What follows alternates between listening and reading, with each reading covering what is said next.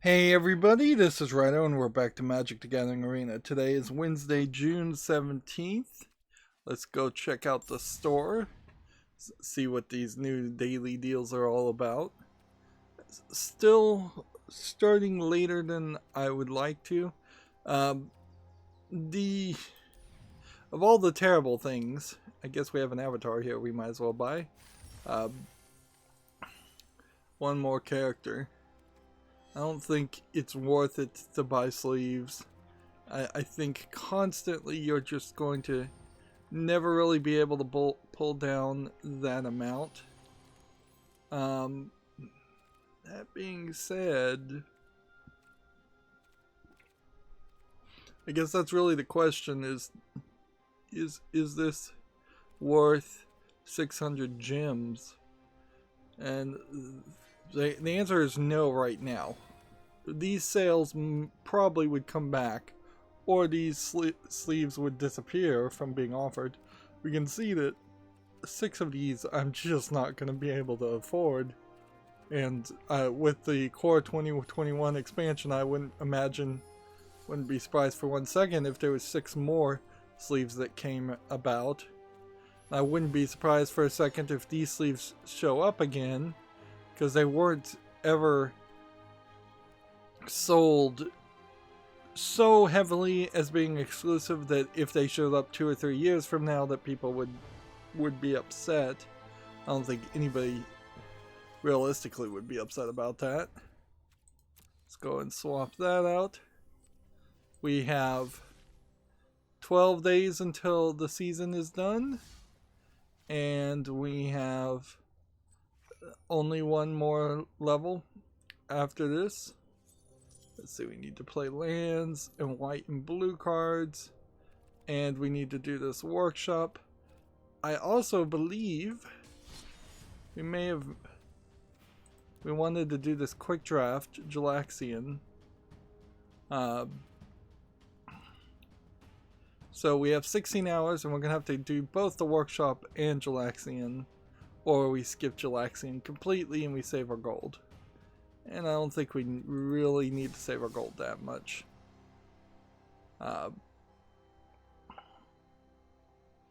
Now this is just to get us gems. We're hoping to just play really, really well, get 7 victories to get 950 gems, which would then have us up on our mastery level. Alright, so we're gonna go with best cards. That. And then we don't even need to rare draft so much as we just need to get the best ranked cards that would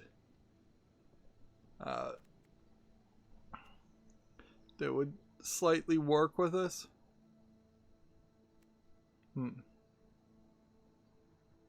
And none of these picks are particularly great, so let's just grab dinosaurs and focus that direction.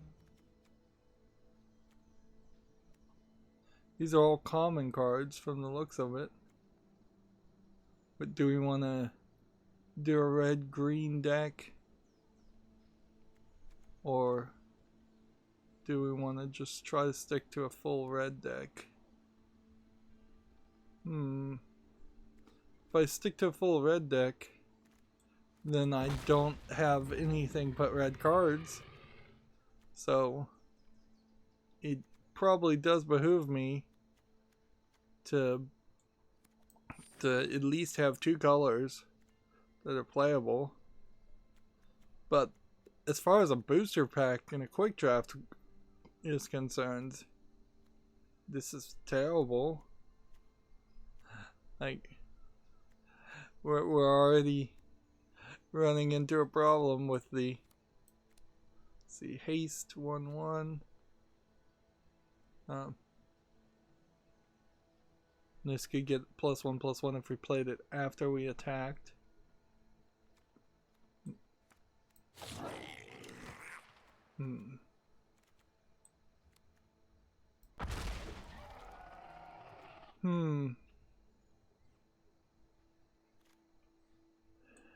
Destroy target artifact.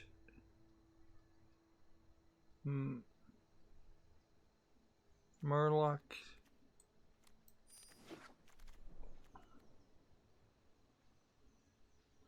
Artifact or enchantment.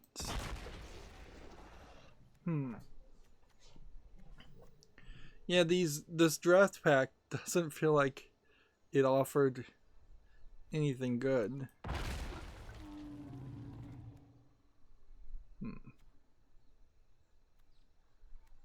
And we'll just have to take something, just either this or either this, and sideboard that.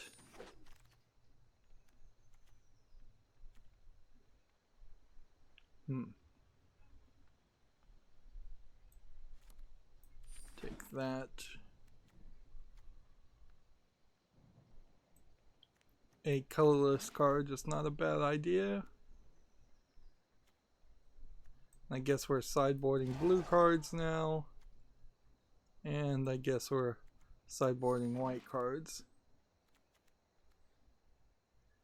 So this is a good card. And it matches our color even. We'll take that. And take that.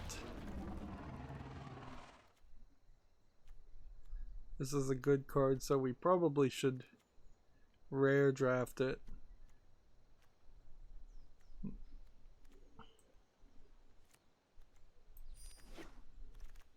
may undershoot my collection of cards if I'm not careful.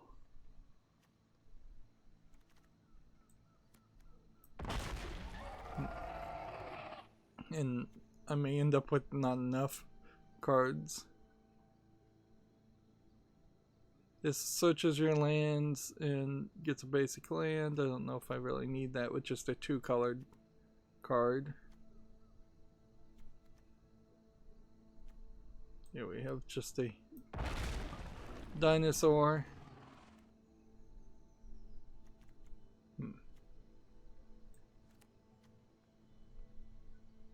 Could you possibly get 4 of the same color? It feels like you should get some extra bonus for drafting non-standard cards. Something along the lines of, oh, you get to keep a lot more of the cards, or you get to keep all of the cards that you saw in the draft because nobody else is going to care about them. This is one of those scenarios where if you were playing in the real world, there probably is a small chance of something like that happening, where everybody else that you're playing with already has the cards you want, so they wouldn't bother with trying to have their 5th, 6th, 7th copy of a deck.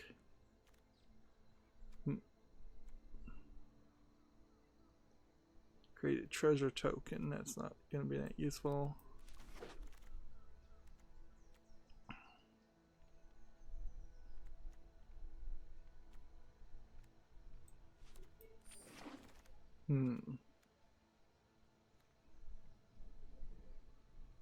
I don't think I need yet another destroy a target artifact. But do I want to rare draft into 1 black card? Yeah, that neither one of those are really that good options. Here is something I guess we want. And we'll take that.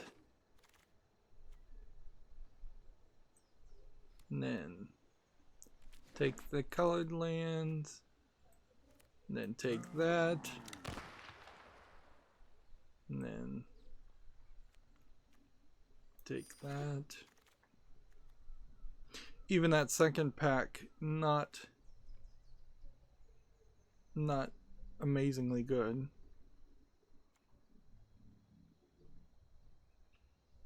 Crew 1. Tap any number of creatures you control with power 1 or more. That vehicle becomes an artifact creature until the end of the turn. Interesting, but not really a card I think I can play with the deck I've built. Let's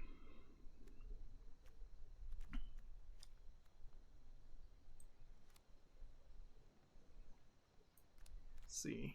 Let's take that one.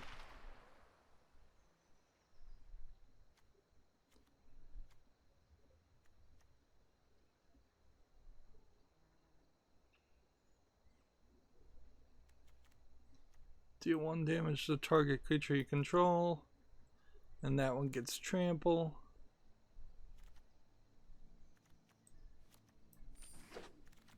I still am just kind of rare drafting.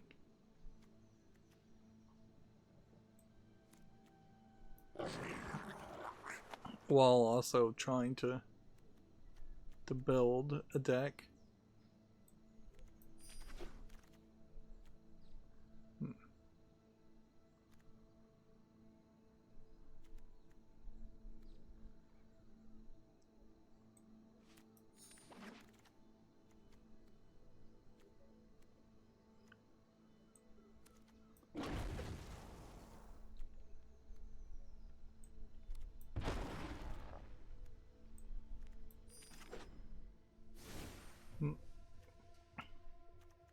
Yeah, I guess the thing to think about when making a deck like this is how many of these cards are really going to be worth it, and how many of these cards are not.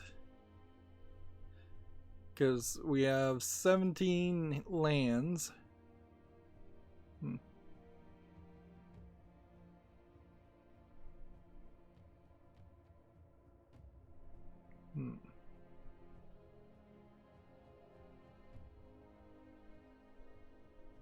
Deals 15 damage to target opponent, and that creature deals damage equal to its power to you. Interesting. That is a crazy card.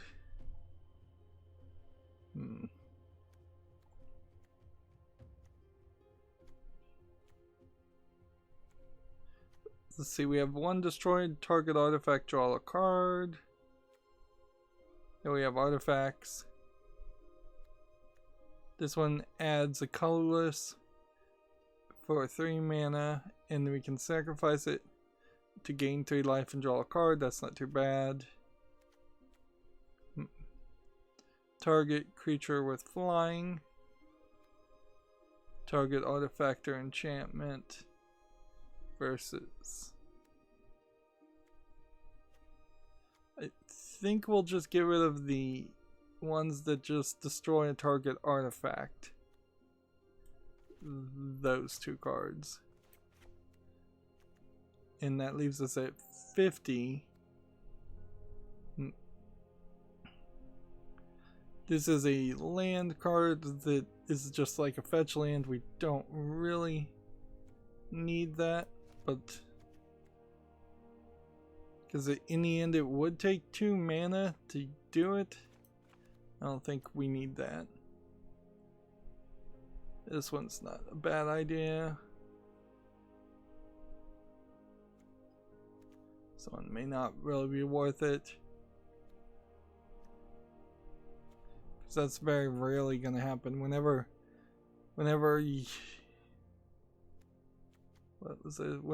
a creature you control becomes target of a spell or ability your opponent controls, you may draw a card.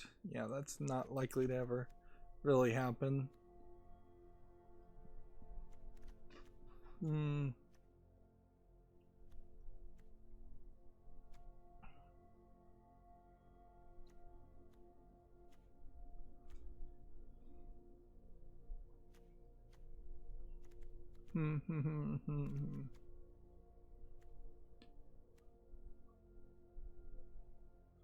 I think we could probably get rid of that one, because that one's a little too expensive.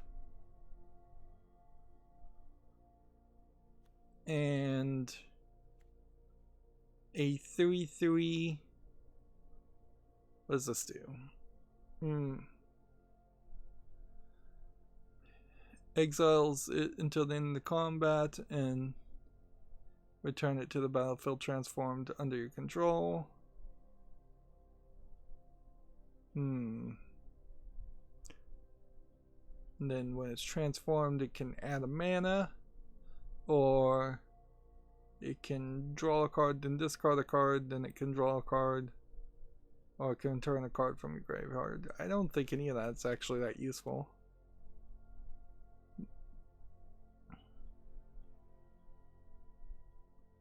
This one adds a ton of lands.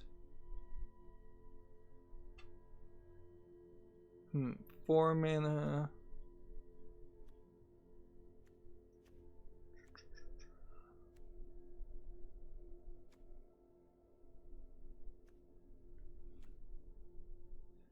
Feel like I could probably live without Plummet.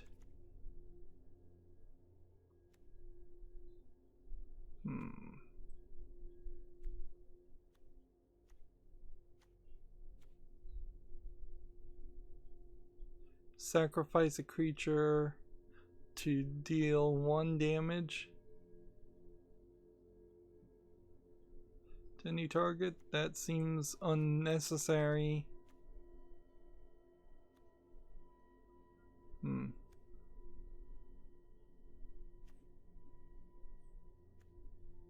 Yeah, I think I'm good at 44. I think that's a decent enough balance to what is supposed to be a quick draft, as I'm trying to save time and get all of this done as quickly as possible. So yeah, we've still got a ton of news left over from Monday. There wasn't a whole bunch of announcements new. It definitely slowed down after that. It seems to me like the Steam Summer Sale might not actually happen in favor of the Steam Summer Festival, which I knew they had kind of changed the name. I didn't know that that was really going to mean something, as it were. I thought that was going to just be a little bit of rebranding, but it actually seems more like what they've done is straight up opted to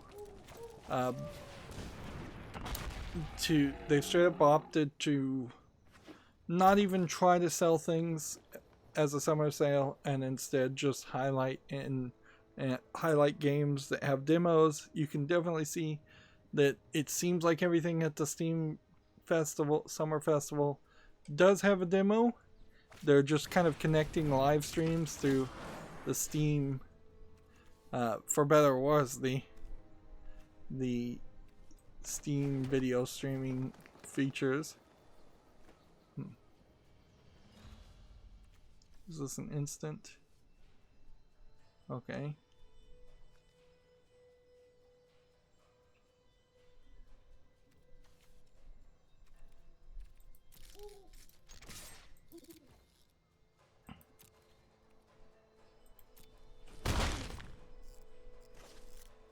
Now, do we want a 3/3 or 3/4?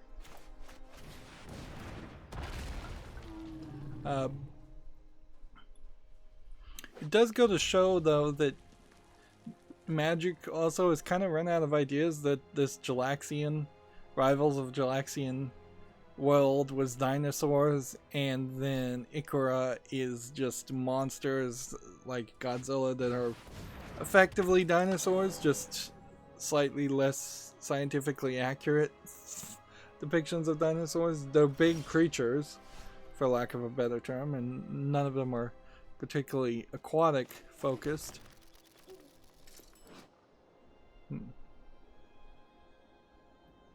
Okay.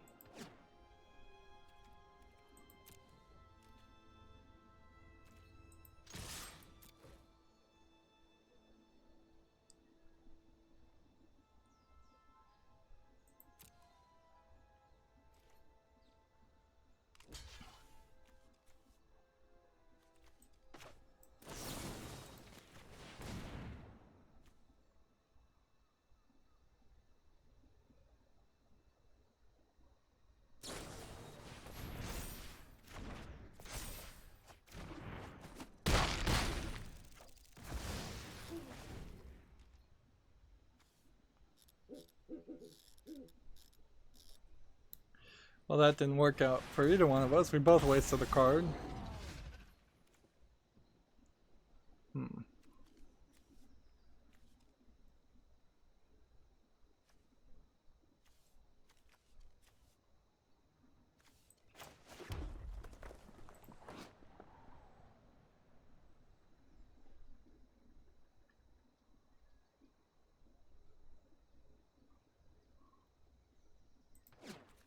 Hmm.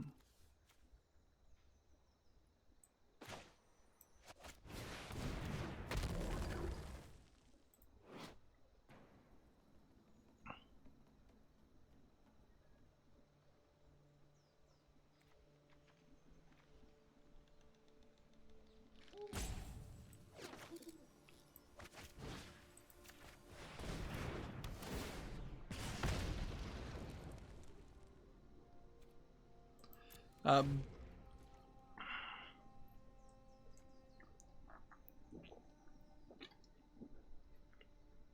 Sorry, I'm not awake. I'm sitting here just playing and being silent.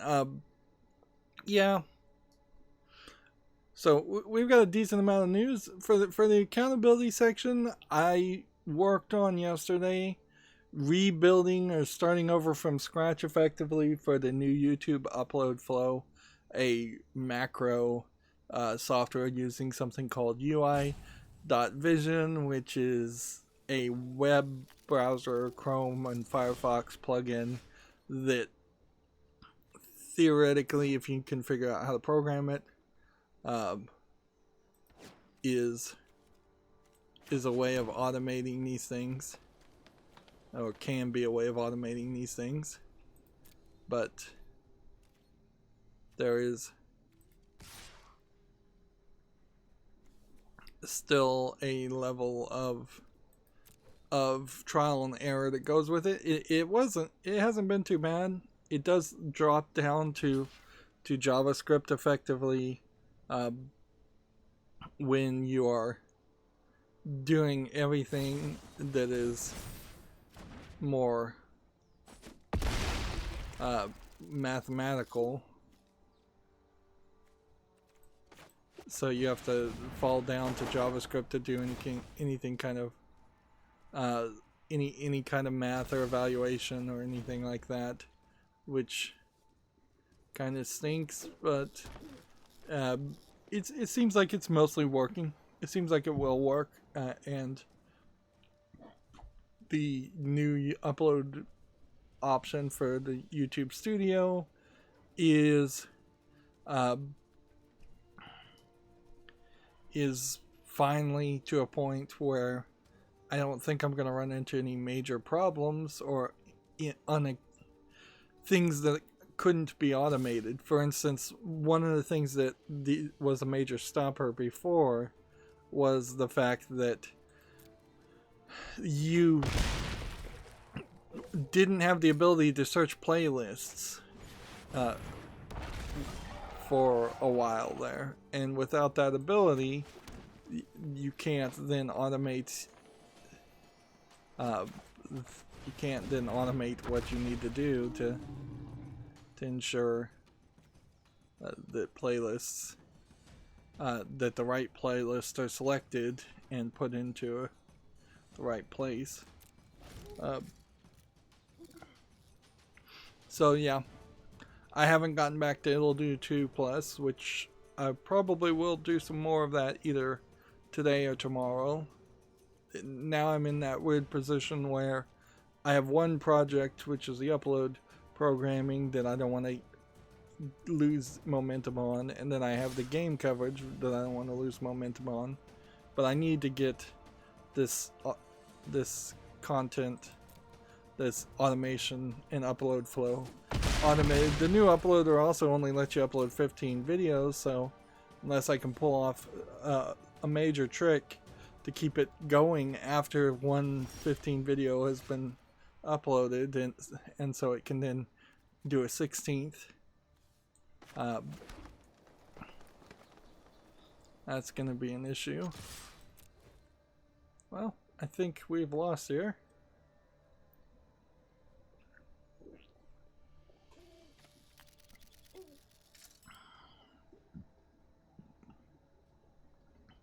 And in all fairness, I could goof around and try and block, but one of these has trample, which would win.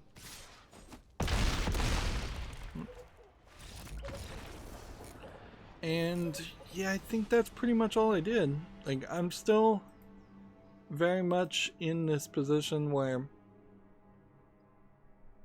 I'm falling asleep and then waking up, falling asleep and waking up, and then just the whole sleep schedule is totally off. Now, I don't want to just lose on this draft. I actually do want to win, so to counteract that first loss, we're looking for a streak of at least 3 wins. A bunch of quick victories would be nice. Things like that. And let's see. They do have on Magic Arena a link to show off all the cards, but that just goes to a website again, which really sucks. Particularly as a YouTube content creator, I can tell you that some of the best videos I made that aren't the 2 videos that I kind of hate, or the 2 categories of videos that I kind of hate that got a lot of views, are one of which was those 2 categories of videos that I hate that have gotten the most videos are a how-to video I put up on how to set up Hearthstone deck tracker that's way out of date and pointless for anybody to see these days, and yet I can't take it down because then I'll potentially lose future potential clicks and views, and that's still the name of the game, unfortunately.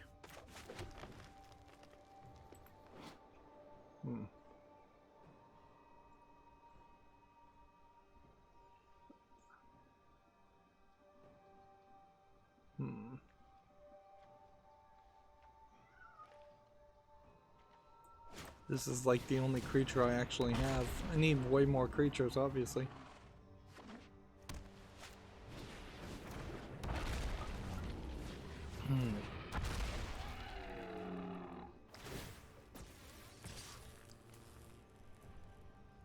Do I want to block that? No. Particularly considering.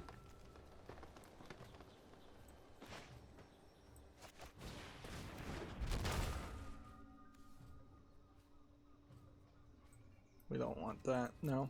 We need a creature.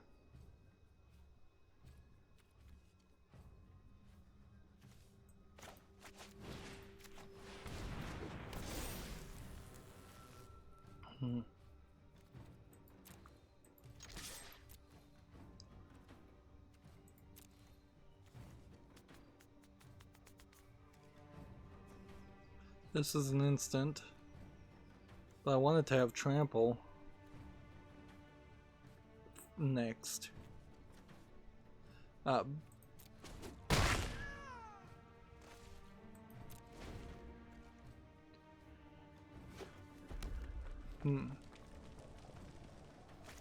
These are the cards that work around having a city's blessing. And I still don't know how you get the city's blessing in these what card would do that.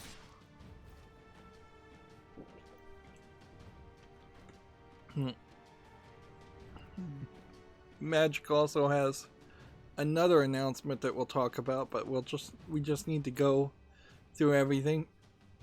It really wouldn't hurt terribly if we did have an abbreviated experience here today, since we went like 4.5 hours last time, Monday.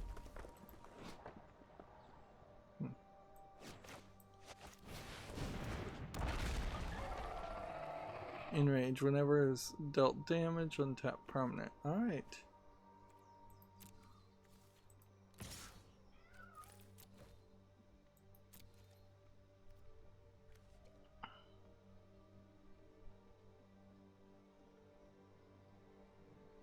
This creates a treasure token, so this may be them trying to create 10 treasure tokens to win.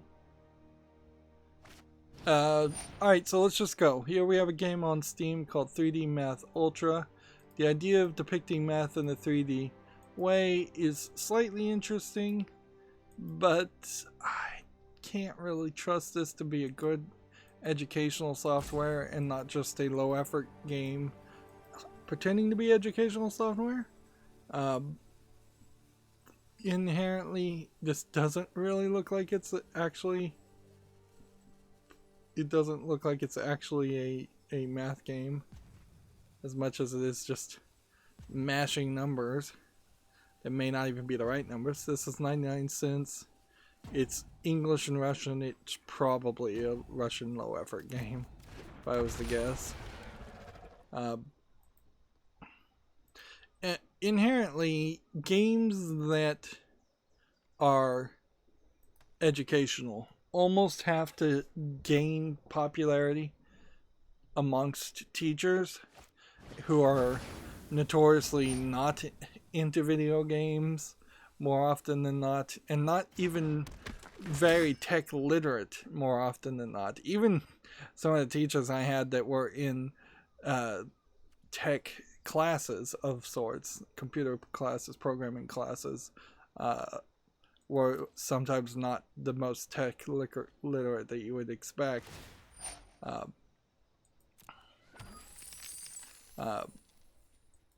So it does become a bit weird to try and have a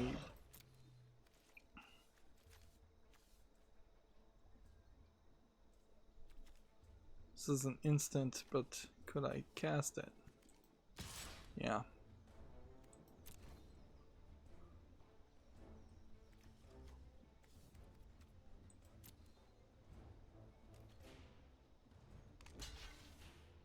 Okay.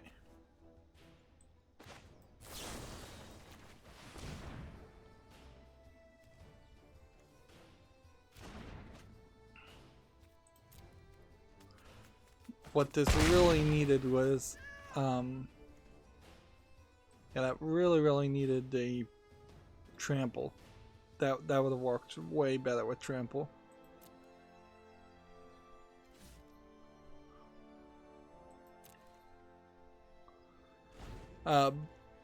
So yeah, if you advertised and made an educational software, you probably will end up like most educational software developers are making a very bad product that you'd advertise and sell to schools directly, and because of that there is this lack of competition and lack of polish to it, and putting your game on Steam is not really that necessary. If anything, you probably would just want to make your own closed environment that was more controlled than the Steam environment. When you look at it from a ultra conservative perspective and look at Steam, you know that it's an open storefront. You know that it has mature games on it. You might even know that it has adults only games that would have been rated adults only if they ever went to the SRB for ratings.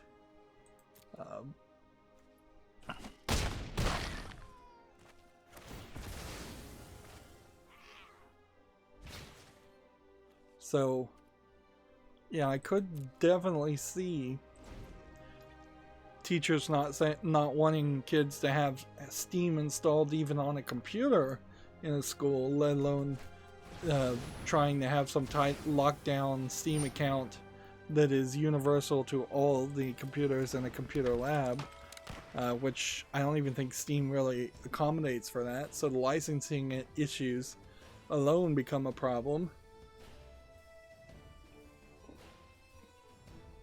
And if the schools aren't using that system, then the schools aren't going to recommend that system and that educational software to kids to install at their own houses.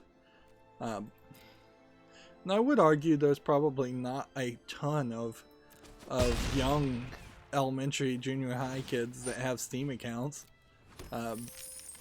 If Fortnite had been on Steam, then that might change a bit. Let's see. What do we want to do?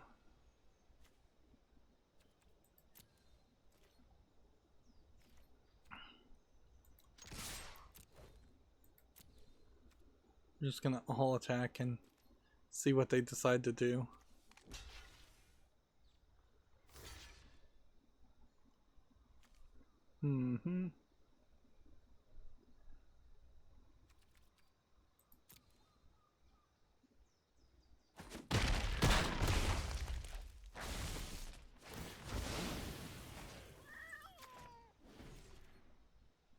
Why did my guy die?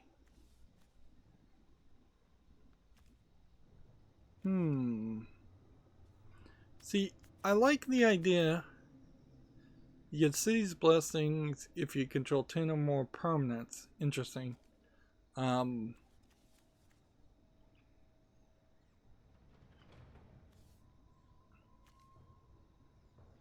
you probably have to do something else than that. Yeah, I don't know why like this guy died. He shouldn't have died.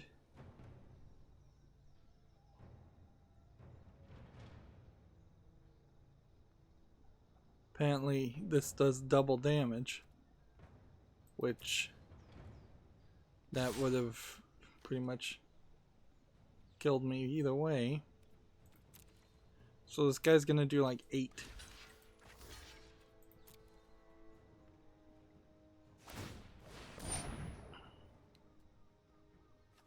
+3 +0. Should be 5. So we'll do that. And he just does it again.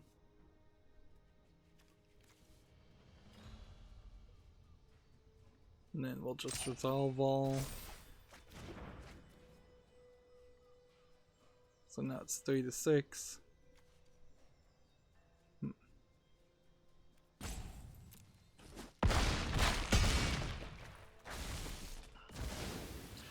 It didn't matter that I had trample. Yeah, we're not doing great. I should have just rare drafted more. But it wasn't even a good rare draft opportunity.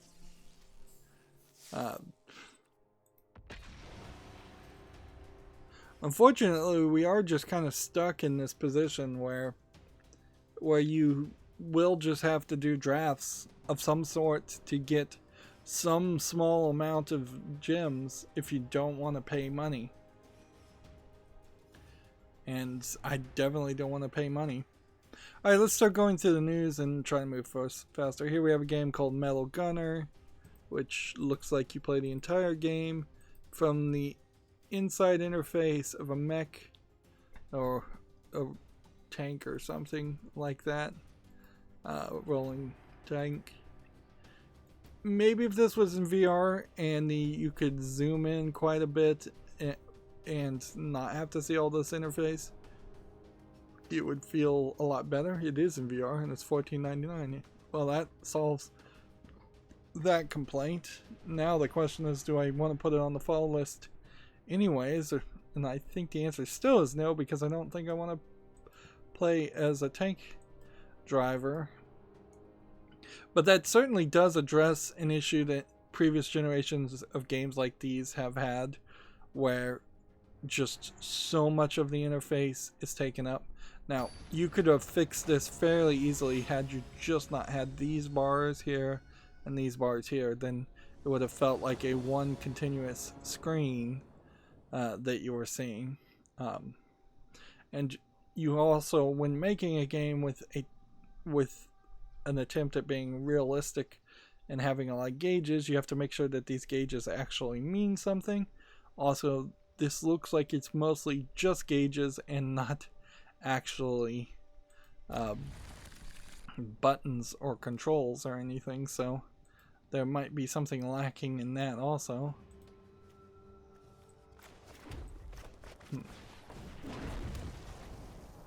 This deck that I built is kind of oddly not succeeding, and I don't really know why, because it feels like it should succeed. Menace can't be blocked except by 2 or more characters, and this character can't be blocked anyway, so we've got a no block versus no block situation happening.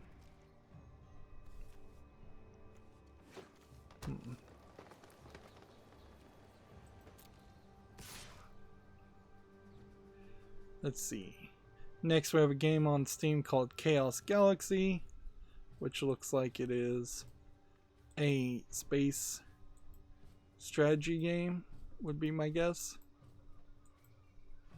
It doesn't look particularly unique, and it looks like there's just a lot of menus, almost to the point of looking like a Chinese game, one of those style Chinese games. $14.24 discounted, English, traditional Chinese. Oh yeah, so I was right on the number here. Here we can look at the Steam Game Festival while we're looking at it. And we can talk about that to my understanding of it, which may be wrong. I am more than willing to say I might be rather wrong about what this Steam Game Festival really is. But to my understanding, between June 16th, 10 a.m. Pacific Daylight Time, and June 22nd, 10 a.m. Pacific Daylight Time, which puts us a full week, full 6 days. So they are just kind of highlighting live broadcasts of people, and they're highlighting demos, and you can see, if we close this, that the first thing you see is demos. So there is clearly an internal push for demos. I've also heard that Team Fortress 2 has apparently gotten a significant amount of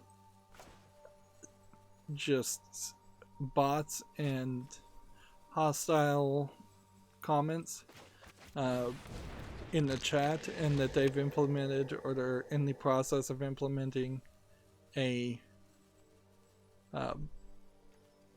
they're in the process of implementing a moderation system for new accounts and free accounts.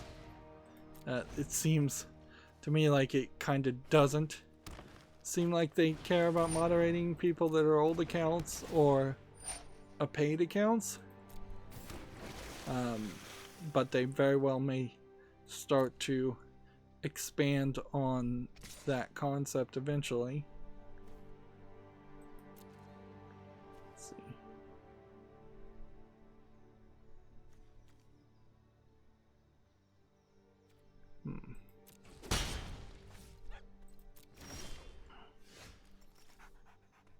Okay, finally we have somebody with trample. Trample, first strike, attack.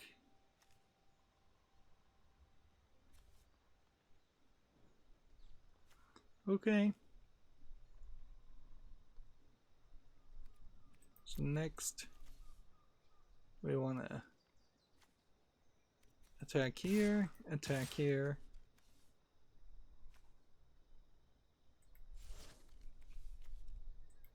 No, let's just do no attack this time. And instead, end the turn.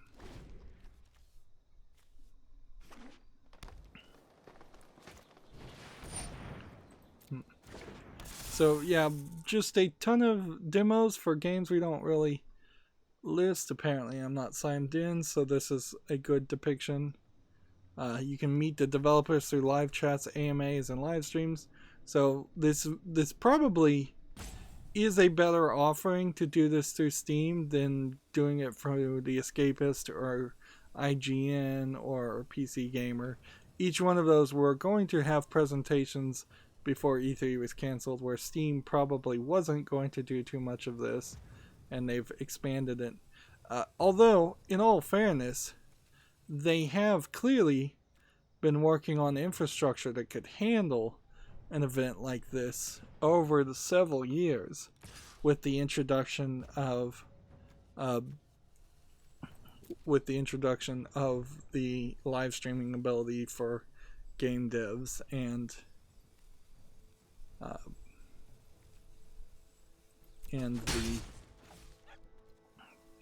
the new emphasis on demos. Okay. Next, all attack. Let's see how this goes.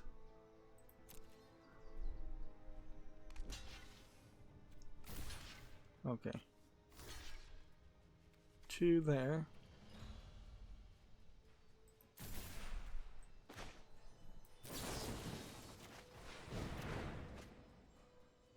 And this one's just gonna kill me anyways.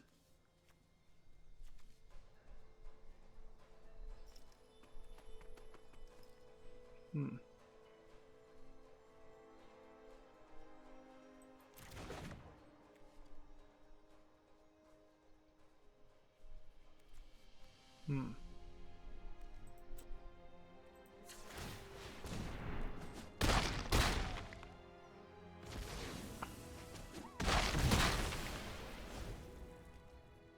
All right.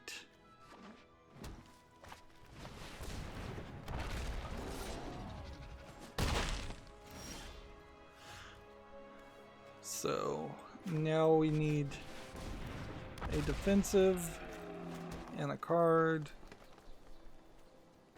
And do we want to attack again with this, or do we want to wait? If I attacked here, he would have to block with this, and then that would kill that.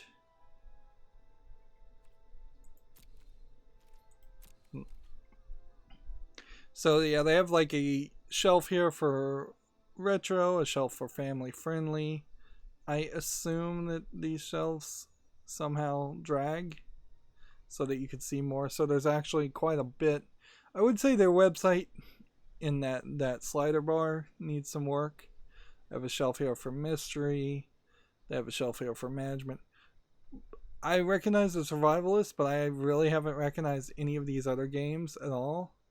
And then they have a different way of depicting things, because the shelves would have gotten boring at that point, for the most wishlisted games, of which, again, these are all games coming out, so I don't recognize any. And then playing now as a secondary tab, and then launching soon as a third tab, Heavy Rain. I recognize, but this is definitely a presentation trying to show you quite a bit. Let's see. Trying to put a lot of games in front of your face, but it doesn't seem like anything's on sale. Like, nothing at all. Like, there's not even a, like, I guess Steam has never given any kind of discount or sale for pre-ordering games, or any kind of discount or sale for buying gift cards. So yeah, it is a weird position to be in, to effectively have a non-sale to replace the Steam Summer Sale, which for probably a decade was known as the best time to buy video games. And in all fairness, the Steam Summer Sale was a great time to buy video games in the sense that you didn't then have to turn around and calculate that there was some, you didn't have to spend money in that Black Friday November at time, which has constantly been an issue. Certainly is that people have ended up having to spend way more money than they would like for so many different things that they have to buy for that Christmas holiday season, when it would be nicer by far to... Well, I guess I can attack here. If this guy is willing to... If this guy is willing to defend...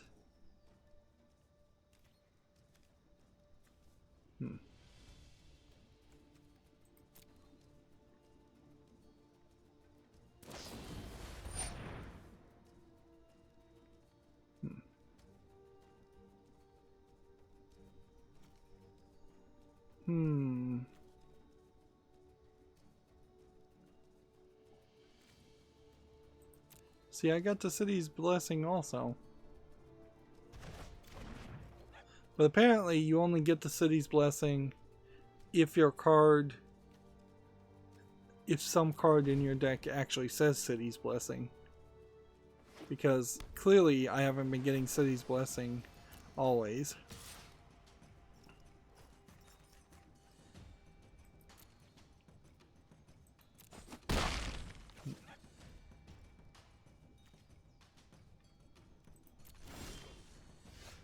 Well, that wrecked me. Okay.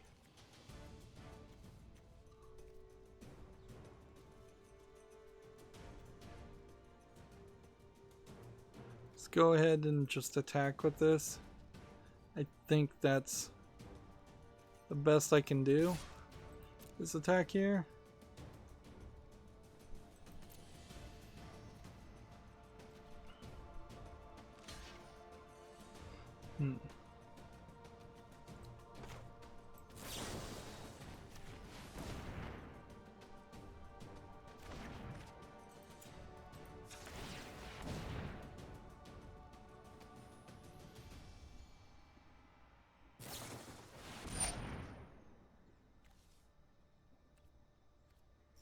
Well, I don't know why him playing a flash creature would do anything.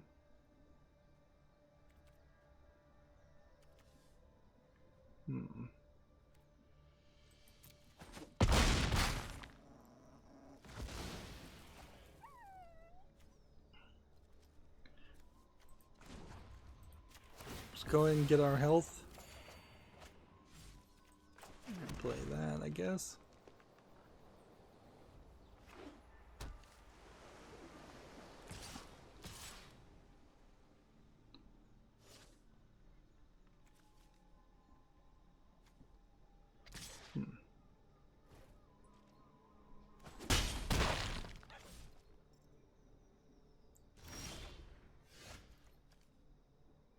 Target artifact or enchantment.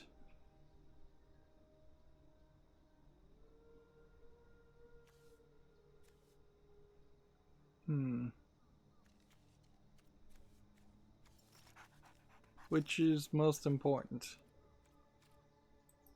I think we need to attack and see what happens.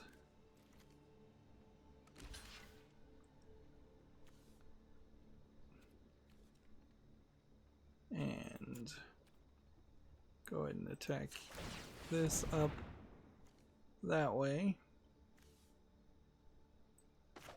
And while we're at it, we'll destroy that.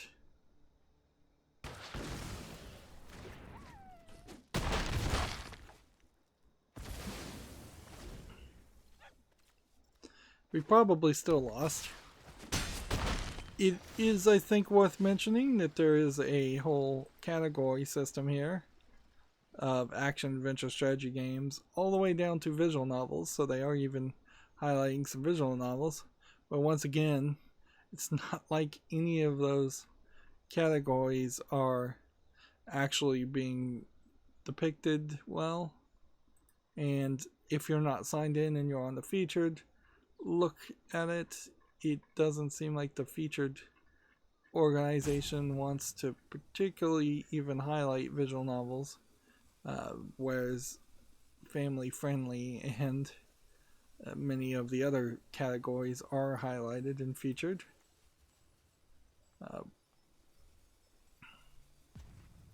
Deal 1 damage to any target. Let's see.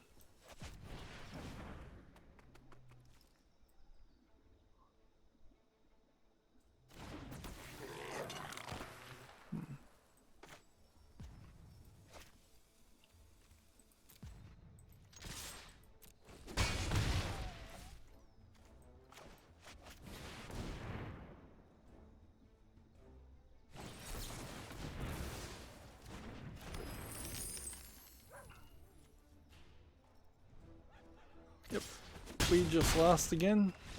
I don't know if there was much to do there.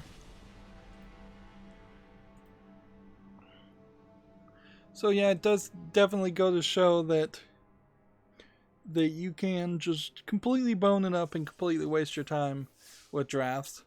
I got a measly 50 gems in one pack. And definitely not worth 5,000 gold to get 50 gems in one pack. By any means. And there's not even really a way to spin it. Even if you are to say that these are all, well, non-standard cards. If any of these cards were good, they'd get reprinted or have been reprinted. If any of the cards were bad, well, you can't play them anyways. So now we just have like one copy of a lot of things for Jalaxian. So that just starts to open the door of potentially owning Jalaxian cards. Maybe that at some point will make sense. It kinda doesn't make any sense right now. Like, we can definitely see that there will be hundreds upon hundreds of Jalaxian cards we don't have, and there's no great reason why you would want to come back and get these cards other than you're just in general trying to have a full historic collection. And if you're trying to have a full historic collection, you're probably going to end up spending some money or having to do a lot of these drafts.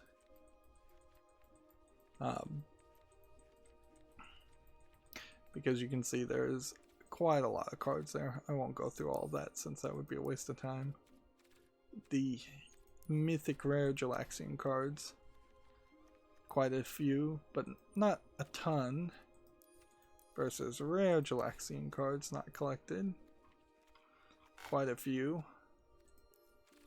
versus uncommon Jalaxian cards, which there's quite a lot,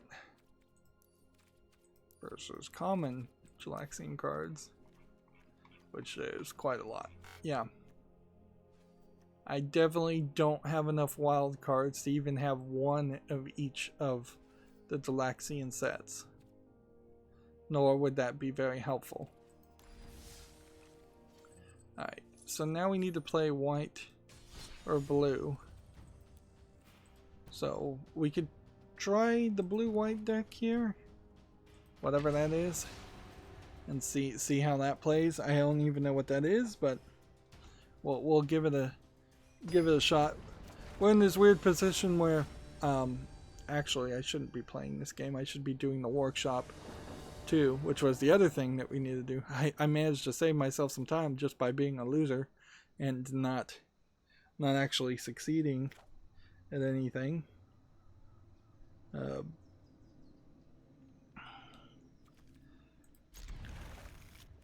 Let's see. So let's move on with the news. Gematsu has an article: Dragon Ball Xenoverse 2 Krona update as a tournament event and follower mascots. So I haven't heard anything new about Dragon Ball Xenoverse. Dragon Ball Xenoverse is not Dragon Ball Fighter Z, which was the one that I think a lot of people actually enjoyed, where Dragon Ball Xenoverse is kind of just yet another Dragon Ball game trying to tell the Dragon Ball Z story over and over again and making it kind of a story-based RPG fighting game. And that is certainly something to think about, is that there is an inherent connection here to ensure that you constantly just make a new Dragon Ball game to sell it to the same suckers over and over again.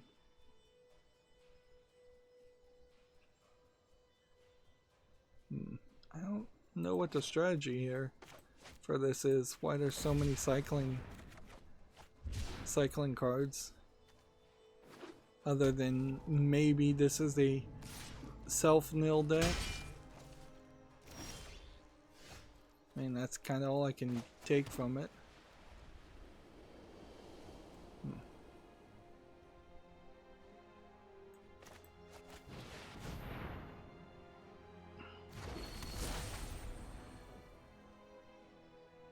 This probably is just a self-nil deck.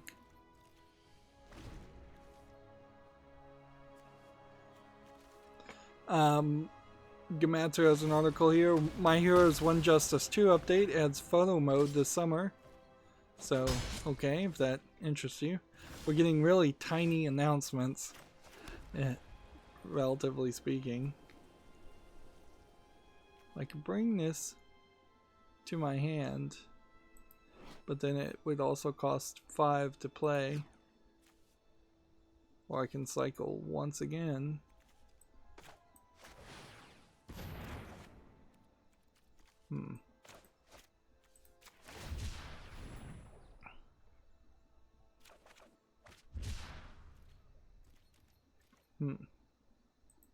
So, yeah, we kind of know that there was at least some Japanese presentation from, I imagine, Bandai, since these are all anime connected announcements. One Piece Pirate Warriors 4 DLC character Vine Smoke Judge announced. Okay. Yeah, just really small bits of information. Jeez, so what card do I want to get rid of?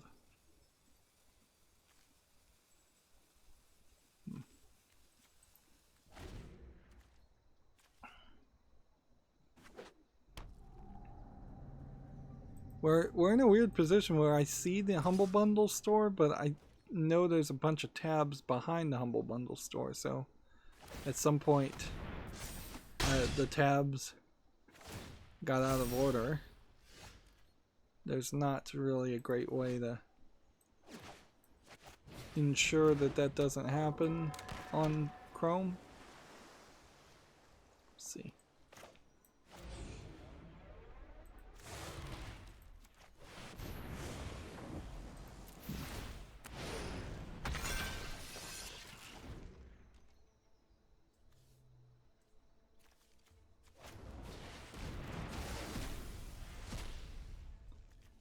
Right, that sucks.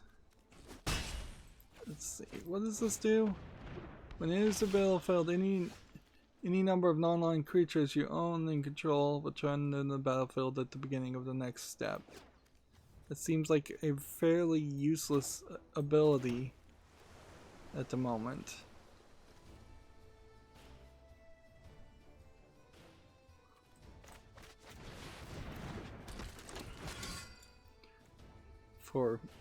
Unless they just get pacifism played on them or something. That does feel fairly useless. Although maybe you could...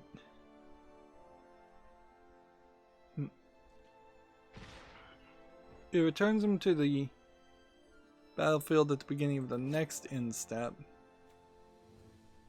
Alright, well.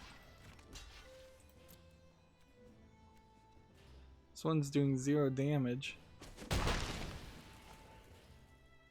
So, he wasn't probably paying attention there.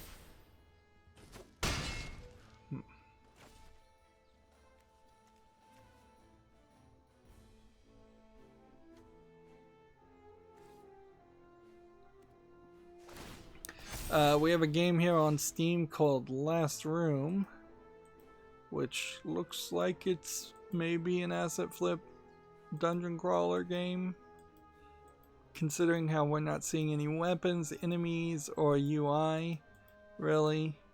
Although in the video you can see that their start bar was visible. Yeah.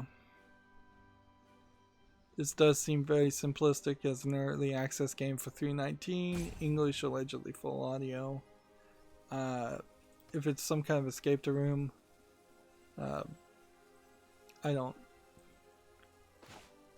know if I care enough. Let's go and play that.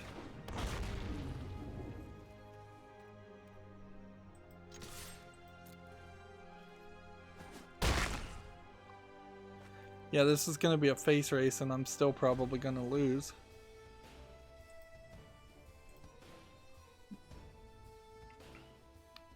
Gametsu has an article here. Nintendo releases a free jump rope challenge game for the Switch for a limited time. Apparently created from Nintendo developers working from home. Okay. Let's see. Doesn't seem like there's much to it, though.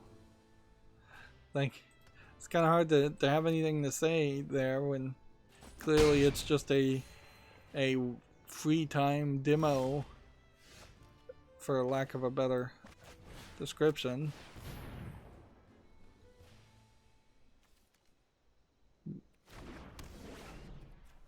Right, do we want this on the field? Or do we want this on the field? Is this 2-2? This is like 5-4.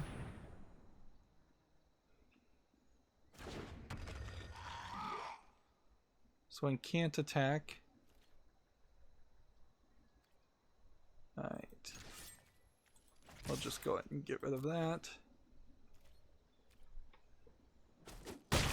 Gametsu has an article here. Neptunia Virtual Stars. 12 minutes of gameplay featuring commentary from virtual YouTubers Ilhart, and Hibiki Aoi. Let's see. I have, I think, been unable to get around to mentioning that there was a new Neptunia thing. I don't know if this is the VVV Neptunia game or not. But here you can see they have Neptunia virtual YouTubers talking about a Neptunia game, and the next generation of Neptunia games will have to have... No, it really won't change much, since like Neptunia and the cons, they represent video game companies. They don't represent video game consoles. So it actually wouldn't be possibly difficult to... Do I get to keep flying when I mutate like this?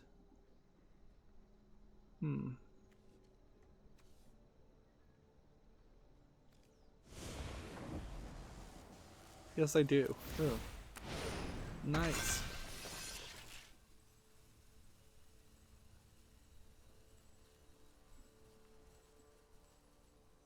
Let's see, target. target creatures to tap.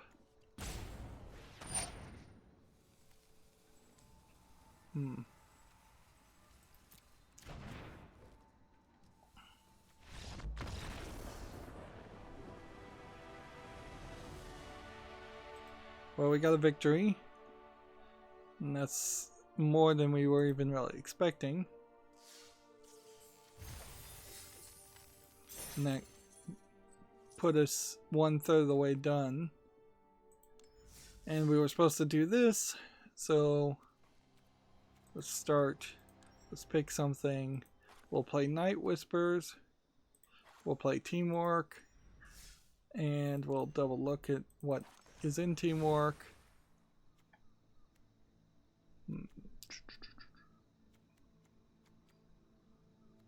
Seems like flying creatures and green creatures. Alright. And we've got to play because it will give us something. And something is always better than nothing. Let's see. Next we have a game on Steam called Toho Shooting Stars. One of the 3D bullet hell shooting games from the Toho series. There's some interesting stuff here, but there's also some rough looking stuff here. And English is not supported. It's 1709. Japanese and Chinese only. So that kind of makes it an easier choice. Let's see. What do we want to send back? Something.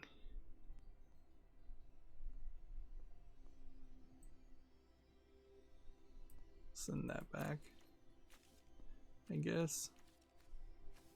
We'll start with this and this.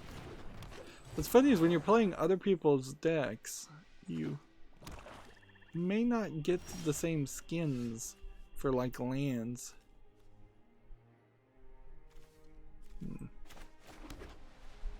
Which that becomes a little bit weird.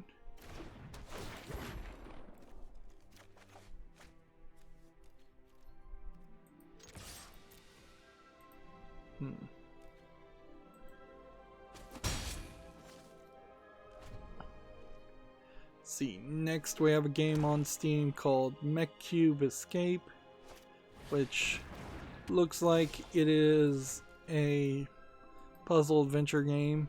Looks like a 90s game in a lot of ways. Feels very simplistic by modern standards. It's $4.99 and yet it's tagged free to play, so somebody's tagged it wrong. And it's got a bunch of language support. I mean, I can put this on the follow list. Almost certainly it is doomed to not make it get enough reviews ever. But we can certainly try that. Let's see. This. And why am I capable of playing multiple lands? I'm not.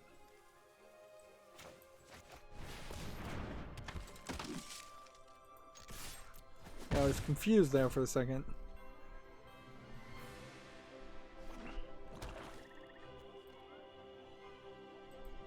And since I'm not signed in, any game that is going to make it to the fall list is going to have to be left exactly where it is. Let's go ahead and play this.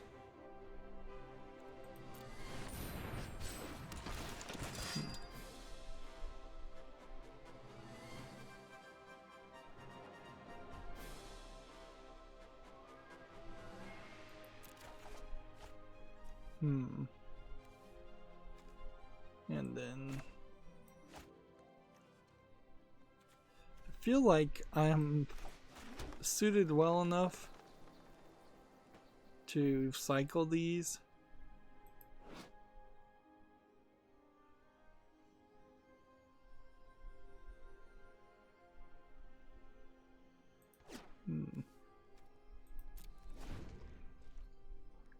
Instead of just playing them as lands. Next, we have a game on Steam called Demonic Blade. Again, feels like a Western animator. We've seen this many times, a Western animator trying to do an anime style. Usually this is some kind of either Russian or Western developer trying to sell a visual novel low effort game. This is $5.99, English and Polish. About 3 to 4 hours of linear story. Cliffhangers and no happy ending. Interesting. You put that as a selling point and say it straight out to just, I guess, ward off complaints that you know are coming. But clearly that's not a game that deserves non-land permanent opponent controls. Okay. Let's do it.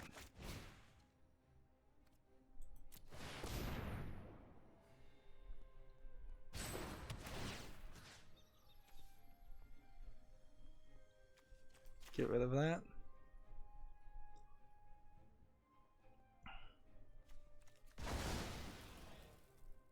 Play this. And cycle.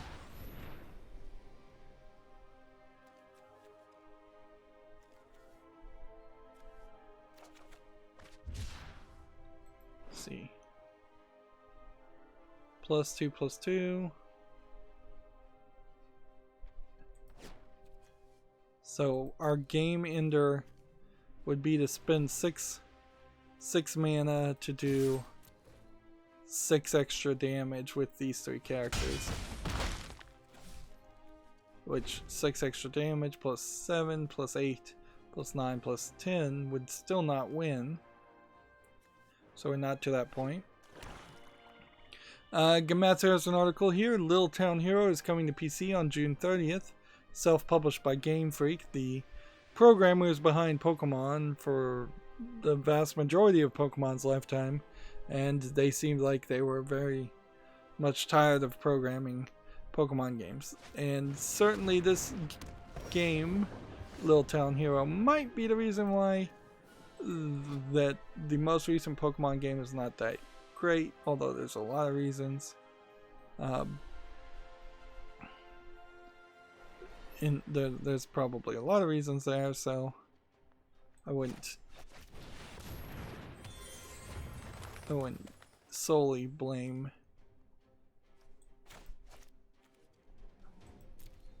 let's see, 2, 4. Guess I would need this as a land.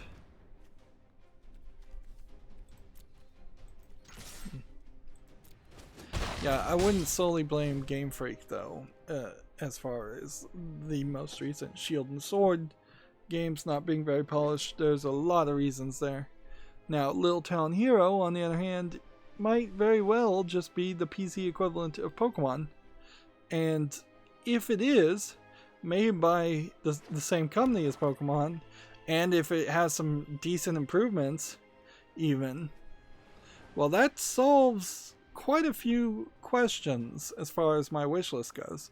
Because there's been this ever increasing collection of games either on the fall list or the wish list that were Pokemon clones that had some small difference to them. They required multiplayer, or they had more of a Stardew Valley aspect to them, something along that lines. Well, this sucks.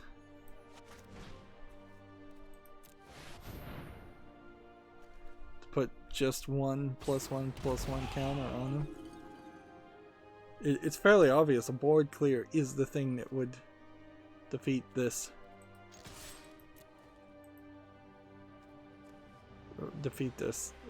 Strategy that this deck is built around.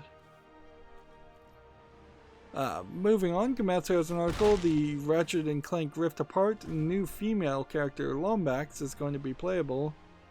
Okay, so basically a female version of Ratchet. This is fine. Like, I'm never really gonna complain about letting somebody play as a different gender, different looking character of some sort in a game. Particularly when you're talking about something like Ratchet and Clank, where I think there probably is a fandom of people who like Ratchet and Clank, but there's plenty of people that maybe just like the gameplay and wouldn't really care. Like, that it only becomes really a problem when you're forced to play as somebody you don't want to play as. But more options are always nice. And that is one of the things that the virtue signaling businesses have not done horribly wrong, where a lot of other things they have done horribly wrong. It kind of all boils down to that argument about, do you want equality where everyone has the same opportunity, or do you want equity where nobody, no matter what happens, everyone gets the same outcome? Do you want to force the issue, as it were? And maybe in some ways I want equity. Like, I wouldn't mind equity in the economics of the world, where everybody had, like, by birthright, everybody had a set number of food rations, housing rations, and such. And you just never got any more. And then it is just by the strength of your character that you rise amongst society and are better regarded. That is the Star Trek The Next Generation and Star Trek theory, is that at least in the Federation, money wasn't really a thing, and at least in the military section, money wasn't really a thing by the Next Generation. And it definitely goes to show how, like, Jean-Luc Picard would be the captain of a ship, make it to a captain of a ship without having to act in corrupt ways or be the nephew of a rich uncle. Let's see.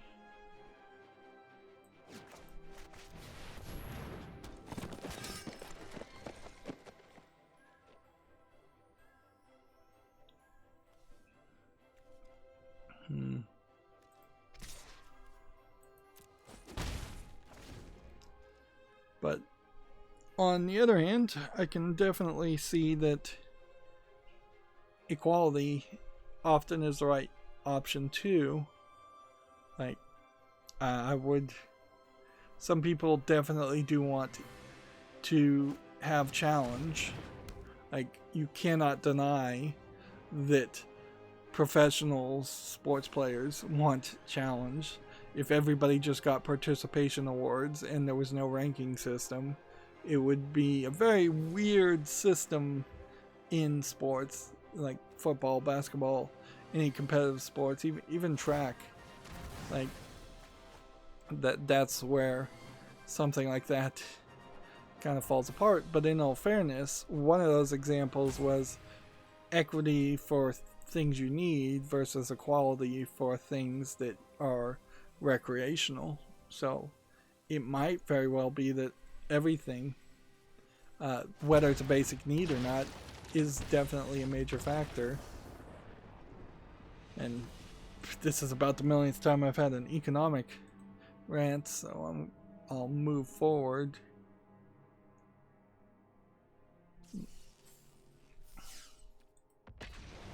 Oops, I didn't really want to do that.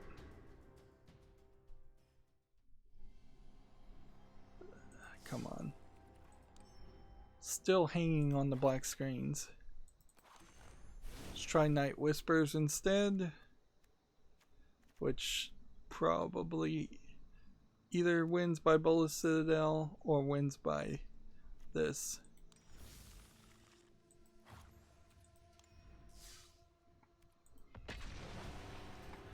Gamatsu has the Famitsu review scores, and it looks like some actual games came out this week. So we have Brigadine Legend of Runesaria for the Switch with a 33 out of 40, Death Come True with a 34 out of 40, Farming Simulator 20 with a 25 out of 40, and then we have Hurukanaru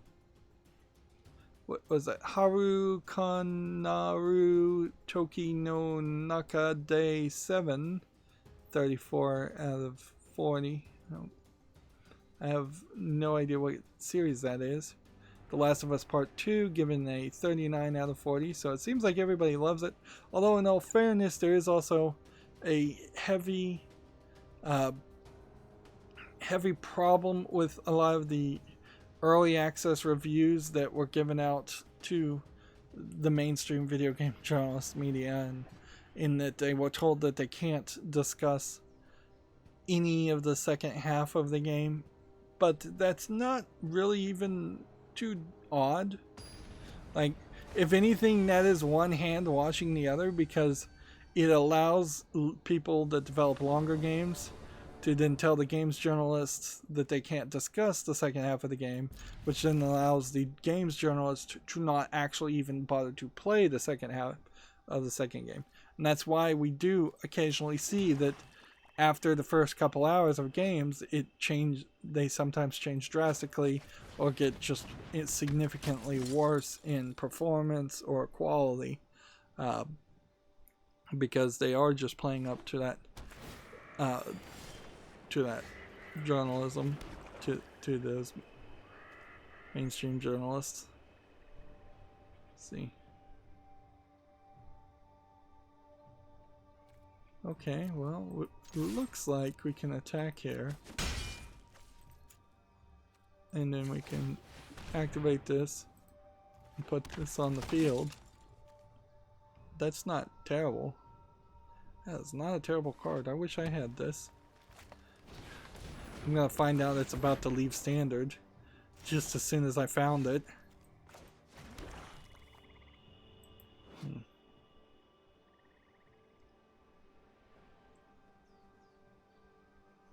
So I need City's Blessing, it looks like.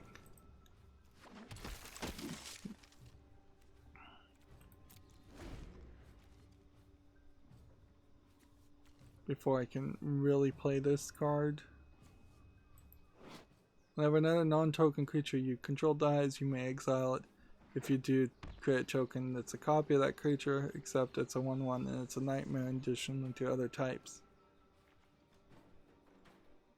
Which would let me create a whole bunch of tokens.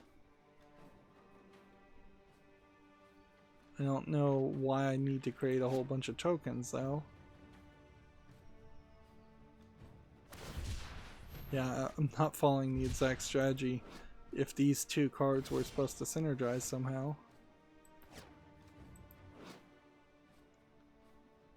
Draw a card and lose a life.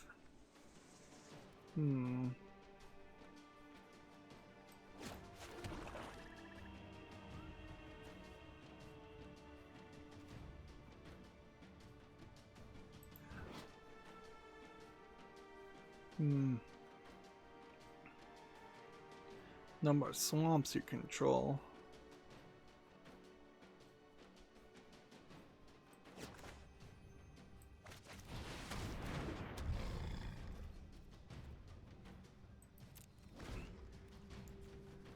Yeah, I think playing the Nightmare Shepherd is probably the right move. Also reviewed, they have Synaptic Drive for the Switch at 2840 and Xenoblade Chronicles Definitive Edition 36 out of 40. In a weird way, I kind of feel like there just isn't really even a lot to say about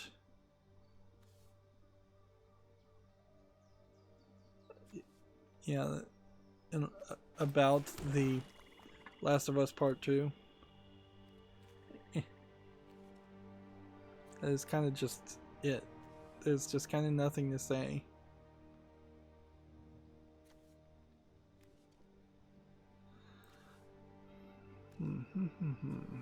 This would do 4 damage to that.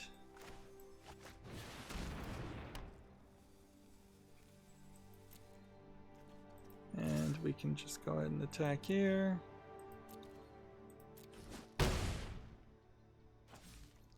And go ahead and activate this ability to get that last card onto the field. But you have you need like 10 lands to get the city's blessing. I think, because we already have 11 cards on the field and we don't have it. Let's see. Gametsu has an article for the PC and PS4. Panzer Dragoon Voyage Record or Voyage Record is coming to console, PC, and standalone VR platforms. Crowdfunding campaign for additional episodes is planned. Okay. So, I don't know if this is a new game.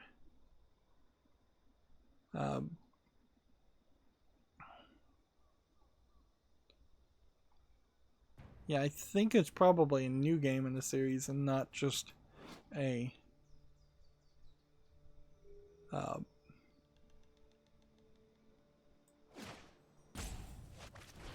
not just a continuation of other things.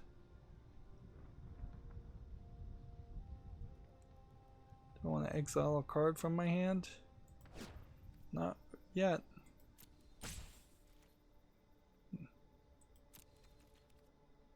Oops.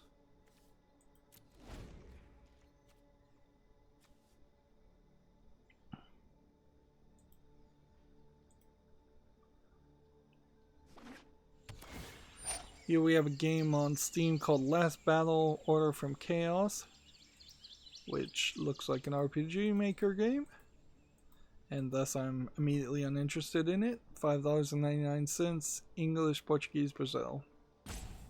And that's pretty much all I want to say about that. And see, yeah, I just have no clue how much news really is left. From that, Gametsu has an article here.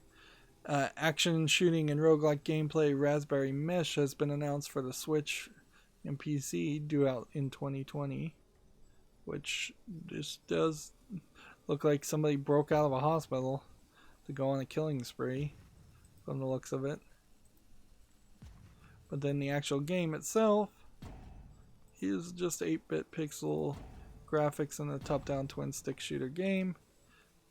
Kind of has a bit of a spin on the Binding of Isaac feel, by the looks of it, as more of a bullet hell twin-stick shooter. Okay. That's something different, and you definitely would have to sort of feel like Binding of Isaac if you're trying to copy that, while not feeling too much like Binding of Isaac, otherwise it will be immediately dismissed as a clone. So, it seems like they're trying to take that delicate steps. I'm going to have to apologize just permanently at this point until Samsung fixes their screen timeout issue. I cannot have my phone will just not stay on. And yeah. So until I buy a second monitor, which probably isn't going to happen anytime soon, or they fix it so that when my phone's plugged in, the debugging options that says keep the screen on actually keeps the screen on.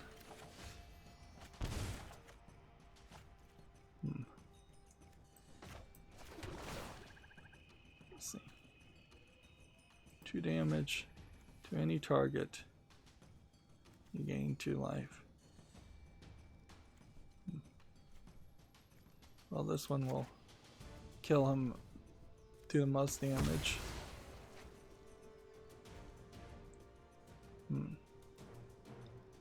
I could do this, but I'd have to basically do this and this. I could do 6 damage. to a creature.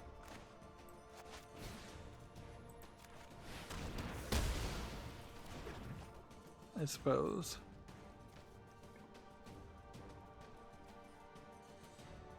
And does this activate and shuffle my cards? Yeah, it does. So you just get a free shuffle. If free shuffle means anything in Magic, I don't know if it really does or not. Probably doesn't. I've never seen a card that says if you shuffle your deck, this, or this would happen. Alright, well, we're gonna lose if we don't do something here, so...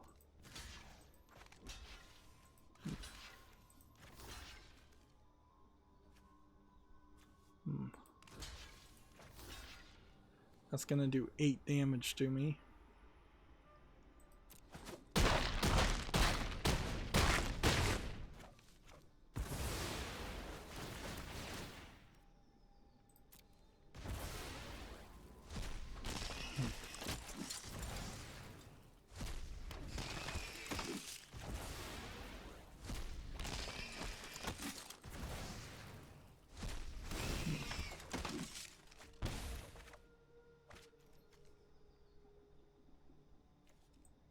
Play this.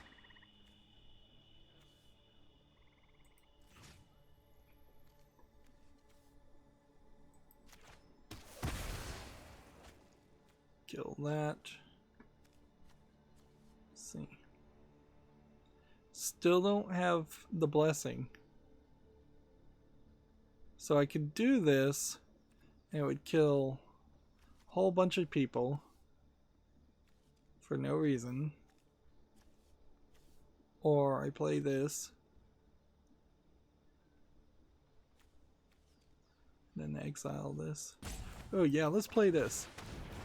Let's do that. And then I'll exile that one. Well, actually that worked fine.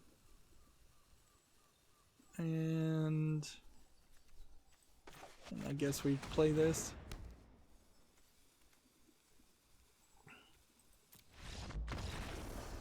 And there we go, we got a victory. Probably just because we destroyed his strategy by getting rid of that one card in his hand. And he didn't want to mess with it. Although, he still had a good chance of winning. Alright, and that gave me 500 gold, by the looks of it. And I have no desire to play that workshop anymore. So let's just go back to playing the blue-white deck. Yeah, we have a game on Steam called The City of Time, which seems like a single screening Unity game. It's kind of pretty, but it does just kind of look like it's a very simplistic platforming game. It's 99 cents, English, and a bunch of other languages, allegedly full audio support on all of them. Like, again, that would be the one thing I'd like to see Valve really go back and fix, is to address the issue of what full audio should mean and what it seems to actually mean, because it seems like people are cheating that system fairly terribly by having games that just don't have any spoken dialogue and then claiming they have full audio. They should just relabel it as full spoken dialogue, or they should create a new category in their databases and tell everybody you have to go back and label your game as having spoken dialogue if you want it to be highlighted on a website, and we are going to not highlight full audio anymore as a selling point. Even if full audio was trying to be a descriptor for people who might be deaf and might be blind, not deaf, or trying to, through that process, play a game that they could hear all the sound effects, that's never been what that meant. So there's very few games that, even if they did have 100% audio sound effects, that you would be able to figure out what is what's going on. Whenever it deals damage, target player puts that many cards on top of their library into the graveyard. Whenever you draw a second card this turn.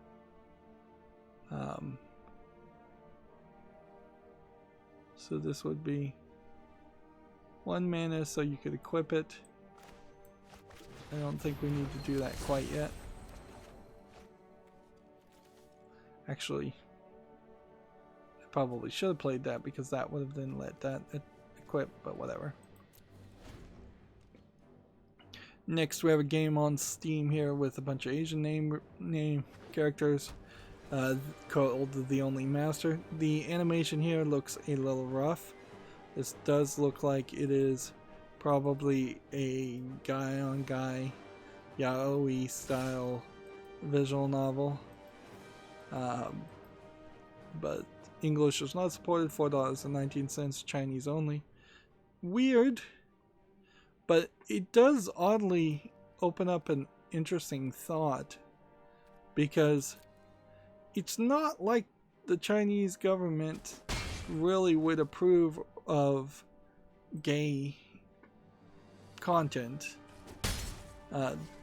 They kind of don't have the greatest reason to not approve it, other than just this general idea, I would guess, that they want Chinese, pureblood Chinese, to breed and continue their imperialism across the world, which China and India, their military got into a fist fight of some sort that killed like 20 people, not using guns, which it goes to show that it must have been a massive brawl on a disputed border, which, yeah, every border with China is disputed by China, so take that for whatever that means.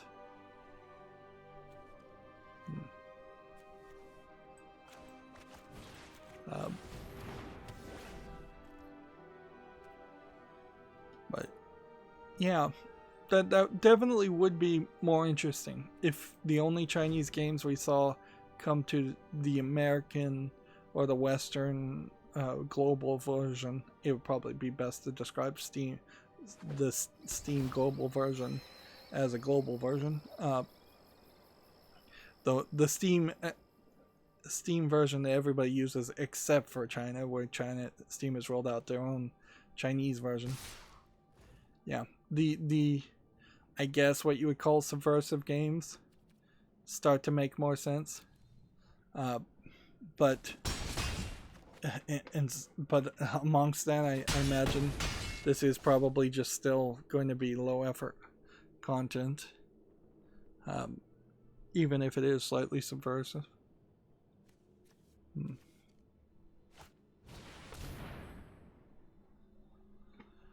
Moving on, in comparison, we have the finger guessing game, which is just a low effort cell phone game, ported in early access for no reason, 84 cents, and this is also Chinese. So at the very least, I can see a reason for the previous game we looked at to be on Steam. There is absolutely no reason why this was allowed on Steam, other than the fact that there's just no curation, clearly.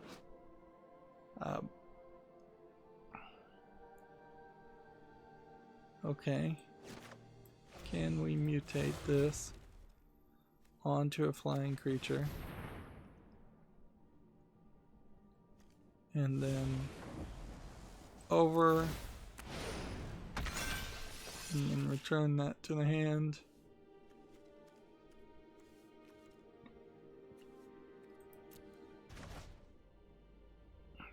Interesting. Why does it have a face down card still?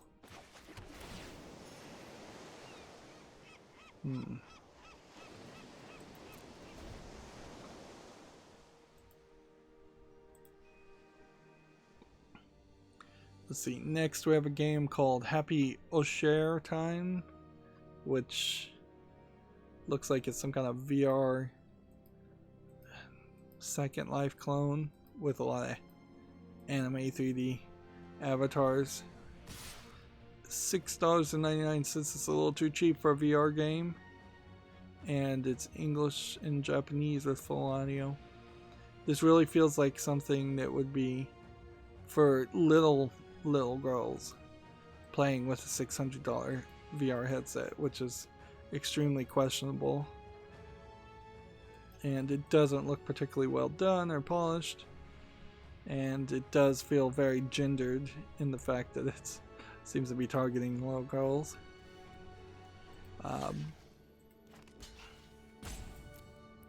Which, yeah, that is always a problem. Is just how subtly and persistently gender norms are pushed on kids at an extremely gender, not even gender norms, that's the wrong one. Gender stereotypes are pushed on kids way too early.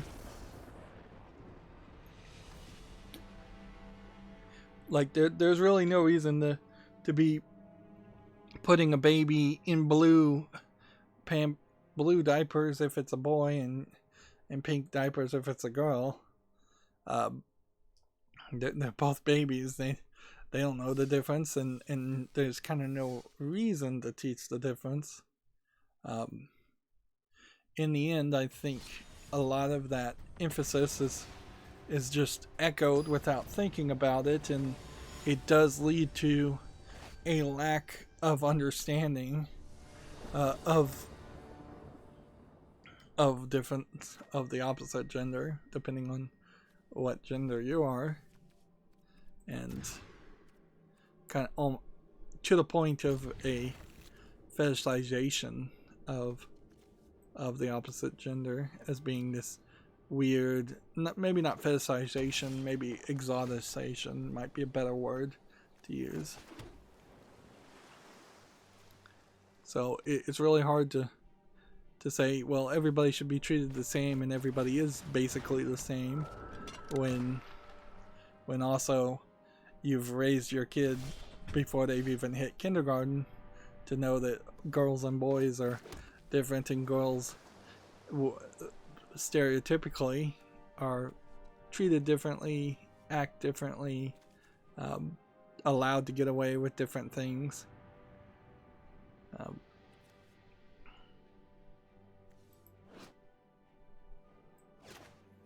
Let's see.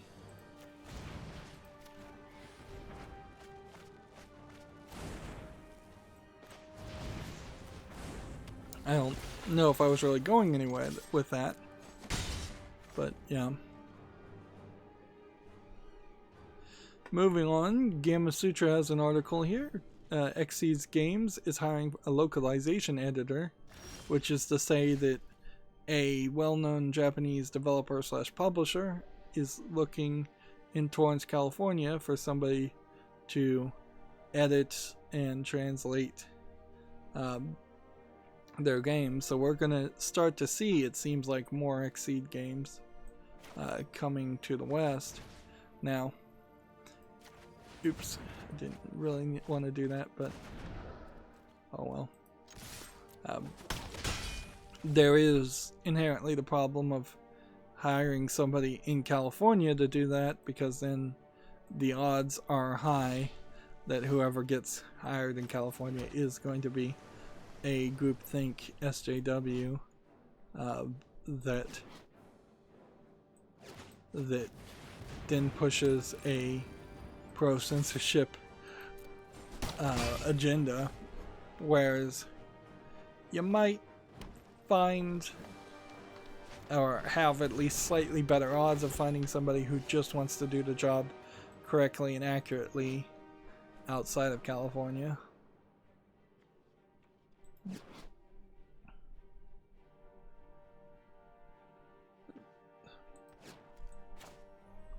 But that is inherently always going to be a risk and always going to be a problem. And I don't know if there's a real solution to that. Let's see. Next we have a game on Steam called Dab on Darkness, which looks like it's probably a troll low effort visual novel, for lack of a better term. It seems like none of the screens change, none of the backgrounds change at all. It's 59 cents. It's English only. Yeah, nothing there of any value. Wait, so do I want to cycle? I think I have to.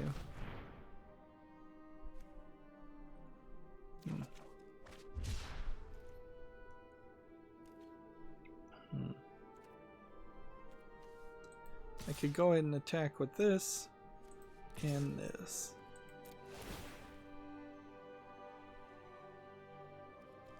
Okay. Sweet. Can't block me even if you wanted.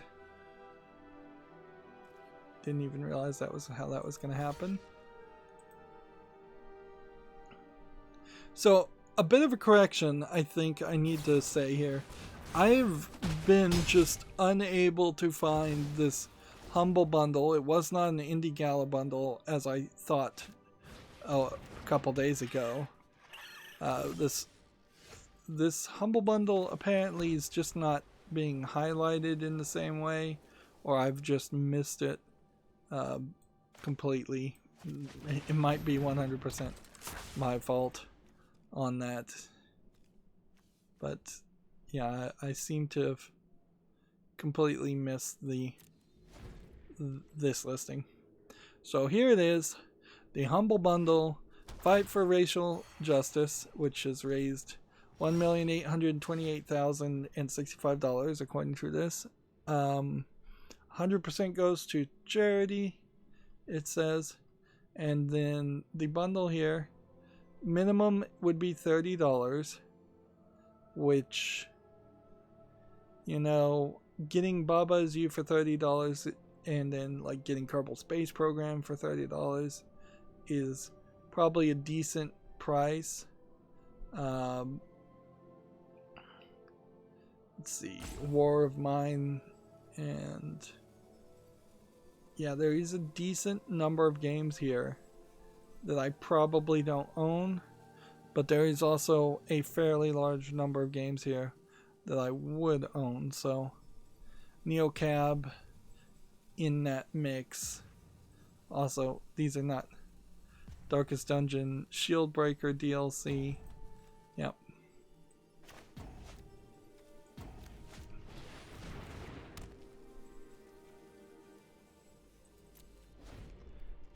Let's see. Then he also gets an Attack on Titan anthology comic books and several other books that are of black relevance. A lot of them certainly center around black authors, black speaking on the black experience. So yeah, it would be kind of hard to say this is not a good deal, just because a lot of these games are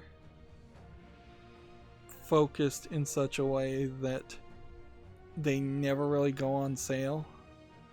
So even if you got 4 or 5 of these and you didn't have them before, you're probably still coming out on top. Particularly if there isn't a Steam sale. Overlord 2.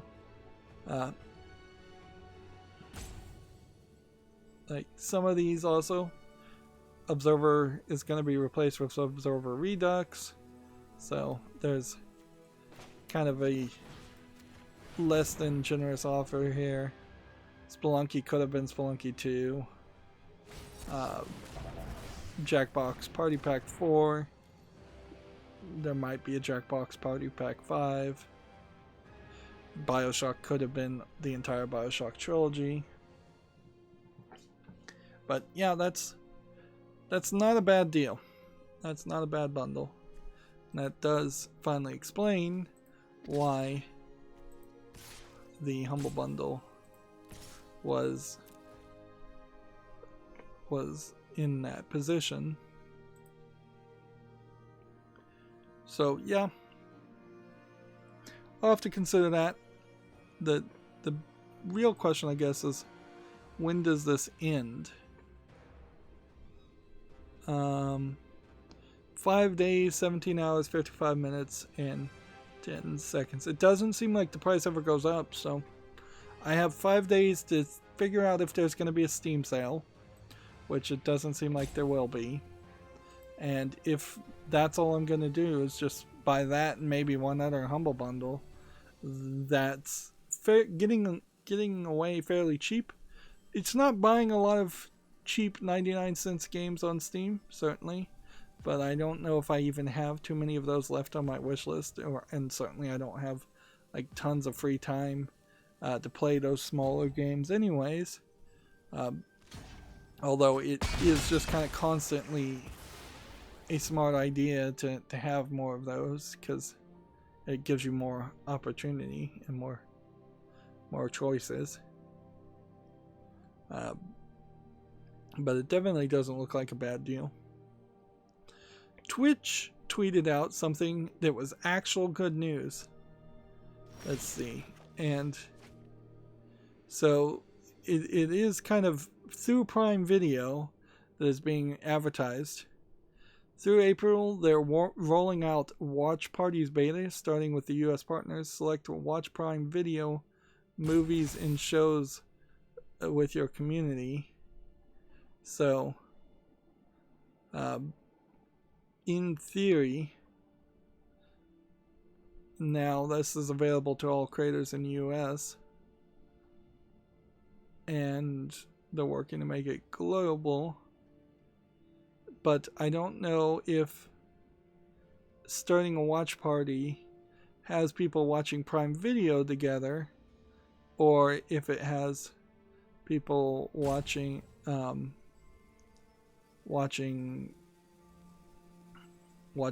Prime Video TV together. So there's kind of a big difference there. Like, if you're a Twitch streamer and you want to watch Amazon Prime and you want to try to build some kind of community of fans that would want to watch the same thing you're watching on Amazon Prime, sure, there might be an idea there. But that really wouldn't be what you would want, I think, compared to the offerings of premieres on YouTube, which is the closest thing I think you could compare this to. Although YouTube could also have watch parties with YouTube videos and things like that. But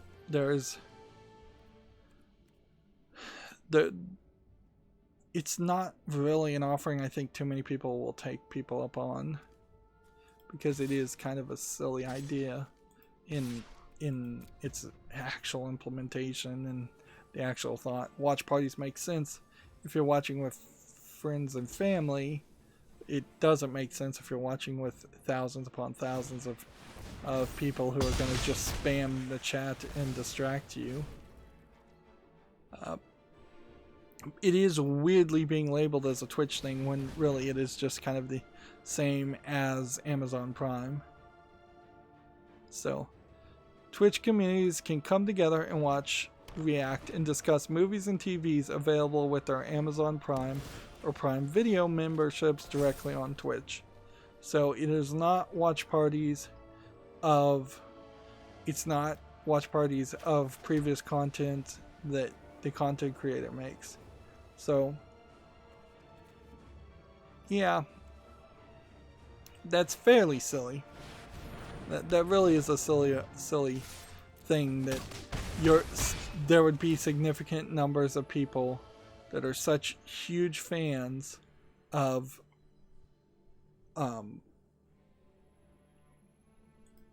they're such huge fans of the content creators that they follow, that they would want to feel like they're watching the same TV as those content creators. And inherently, it is worth mentioning, I have so many of those verbal tics, I need to figure out a way to quit using them, that Amazon Prime Video right now is probably not that great. They probably lost some shows and some contracts, and it seems like it's very good still. Well, last time I looked at Amazon Prime Video, it still seems like it's good to watch really old, more niche TV and movies that people probably don't care about. And it seems like... Alright, now we can just play standard ranked and see if we can actually get up the ranked level. Which probably we won't be able to. So now we're actually looking for wins.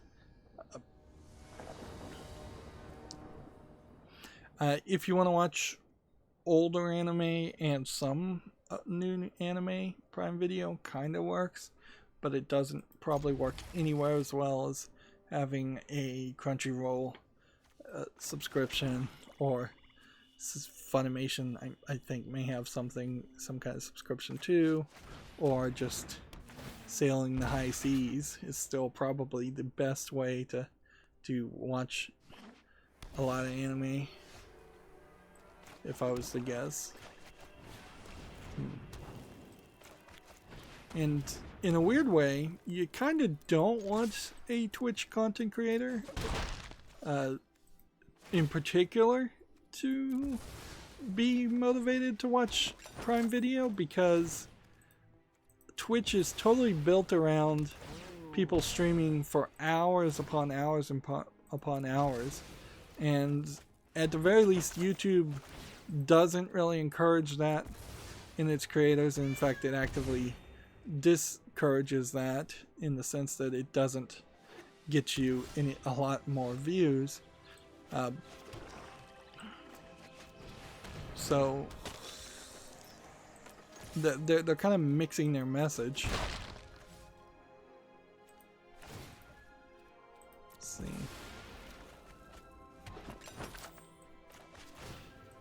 At least YouTube has the decency to tell you that you basically can't succeed regardless of what you do. Where Twitch dangles a carrot and tries to make you make as much daily hours of content you can possibly make. And I suspect you probably will, if not already, in the next couple of years, start to see high rates of burnout of Twitch creators, which they have just said, well, I put 5-6 years into streaming every single day for 8 hours a day. We already see a high rate of content creators getting banned on Twitch, which in itself is a separate issue.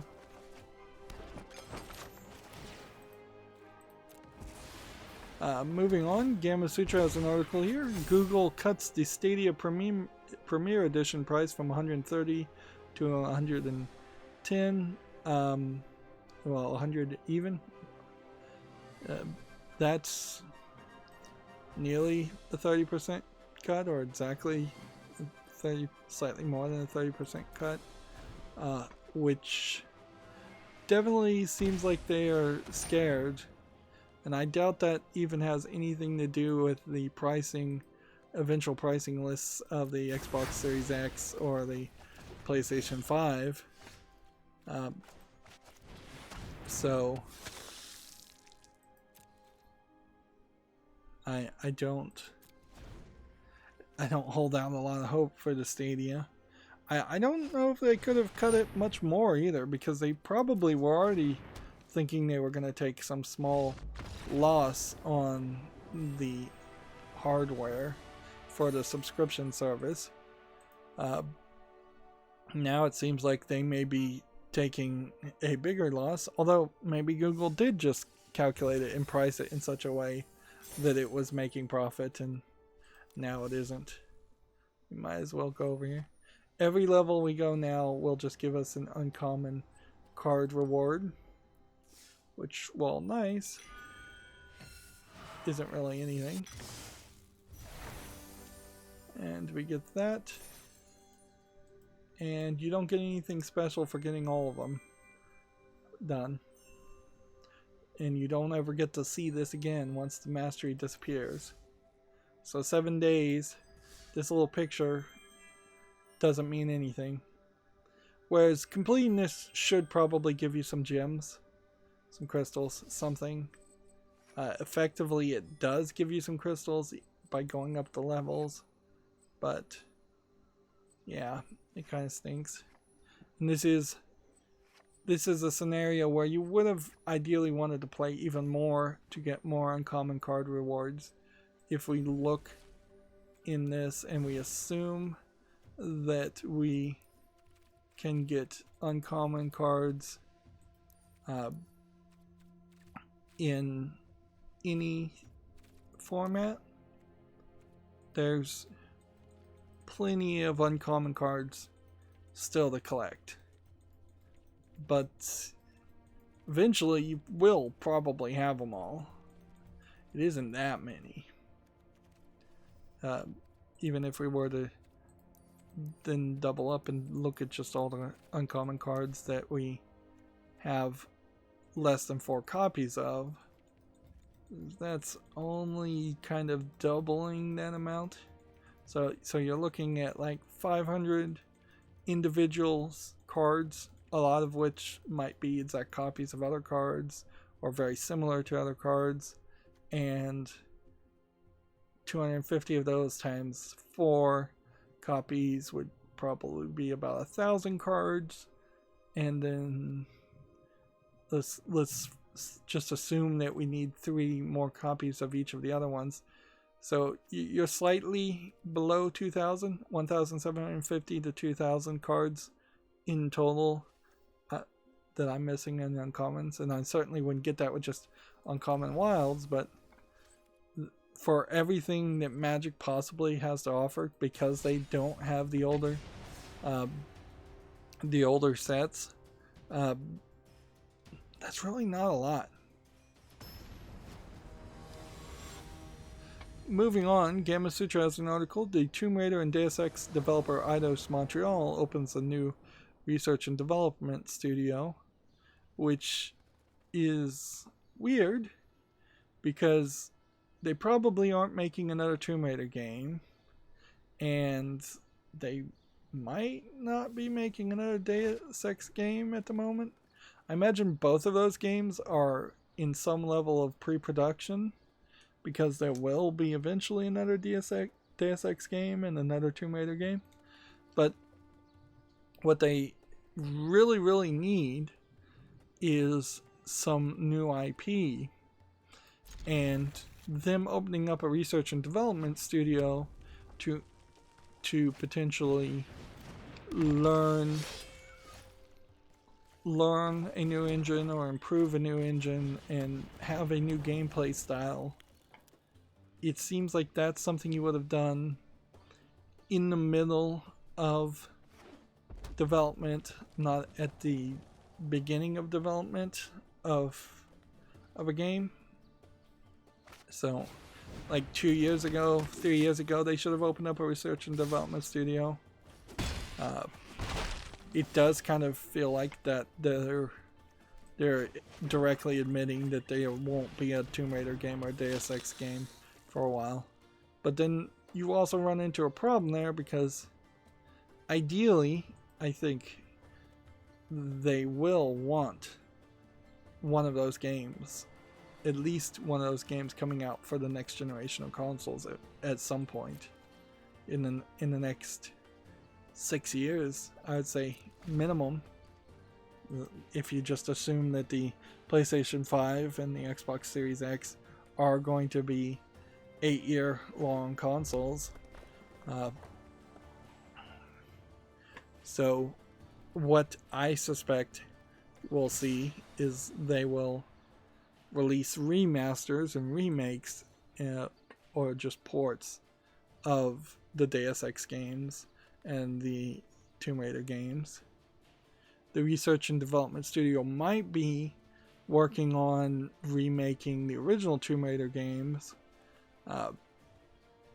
but I don't know what you really need to research and develop there to remake the original Tomb Raider games. You just gotta take that simplistic story and put it in a new game with new and improved level layouts and new and improved controls, which you already have the technology to do both of those things.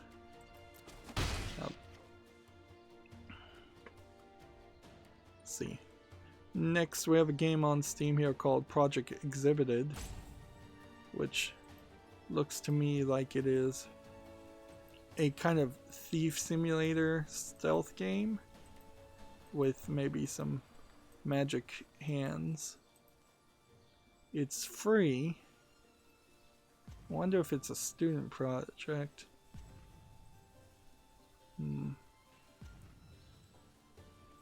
Student-made game from the University of Applied Science. That's what I thought. It did feel like a student project because it had the word project in it. It doesn't look terrible. It probably is not very long. But I do want to highlight student projects at some point. Okay. This sounds like a new song that's playing in the background.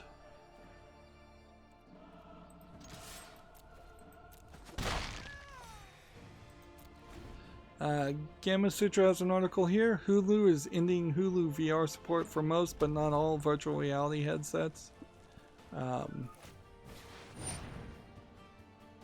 So Oculus Rift and Samsung Gear VR can now use Hulu VR and nothing else can apparently. Which maybe those contracts were a little bit longer or a little bit stronger. I have been unable to find anything of any value on Hulu, really. Maybe recently I've heard of like one Hulu original that kind of caught my interest, but in all fairness, I think even CBS All Access has a more appealing lineup than what Hulu is offering as far as original or unique content. And I just don't think Hulu was ever really designed to be a successful company. It was just seemingly always designed to be a failure to compete against Netflix somewhat, but to mostly just prove that streaming video would fail and people should just continue to watch TV, cable. Of course, that wasn't ever going to work. And inherently the problem with Hulu is that it was made by a conglomerate of cable companies who didn't know how to run that kind of business and didn't want that kind of business to succeed.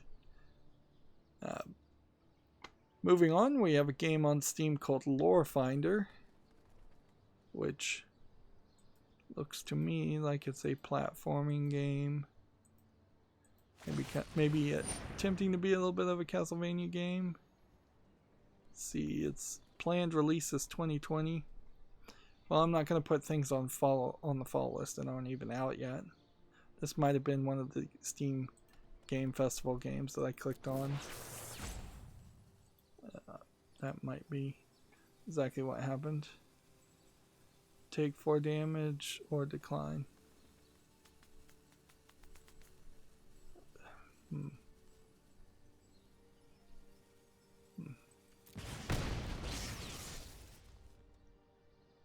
See, TechRaptor has a review for a game called Waking, which I have no idea what it looks like. It kind of looks like a PlayStation era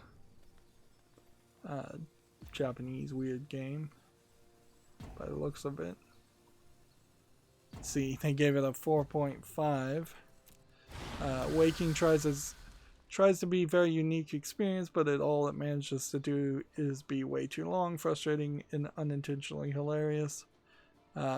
Pros are its honestly feels unique, and it's unintentionally hilarious.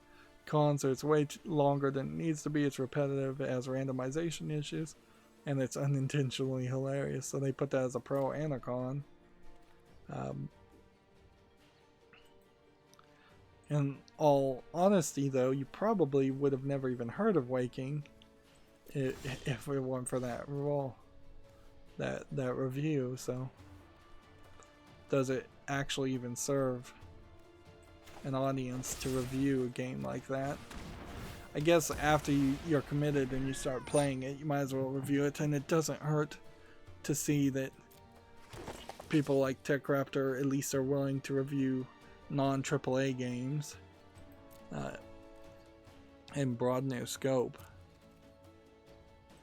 So I can't really complain about people reviewing games that are irrelevant, because without reviewing games that are irrelevant, they have no chance of ever becoming relevant.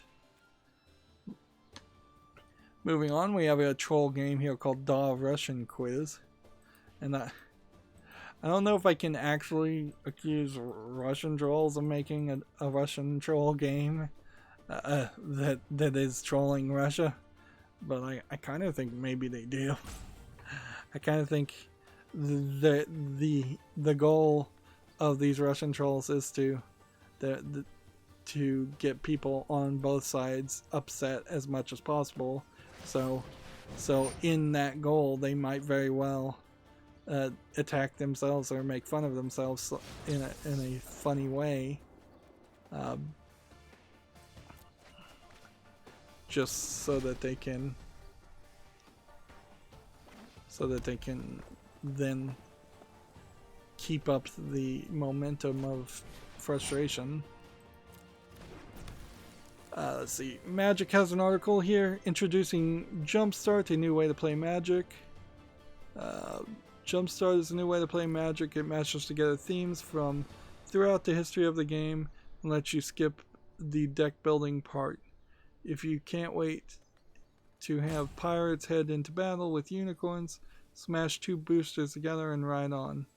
If you absolutely must merge the greatest evil in the multiverse together, cats and Phyrexian packs are waiting for you. Jumpstart takes the best of limited and constructed Magic and fuses them into a dynamic, innovative play experience. So it seems like they're selling this as we're just going to take old cards and resell them as mixes of previous cards, which kind of feels like they're just admitting that they ran out of ideas, but also it kind of feels like they're throwing new players a bone.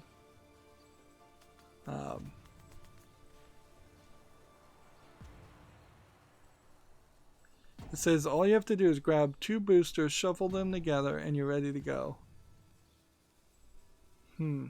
So there's always going to be the right kind of Magic lands, and how many cards are going to be in these boosters? Because that seems like that's more.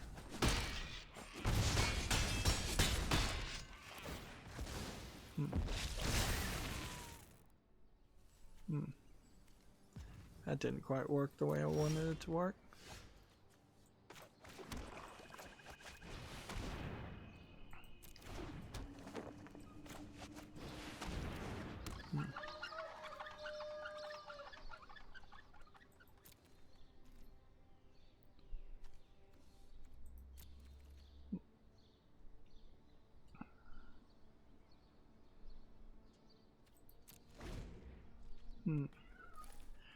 The important part that's being kind of obfuscated here, these are coming out July 17th.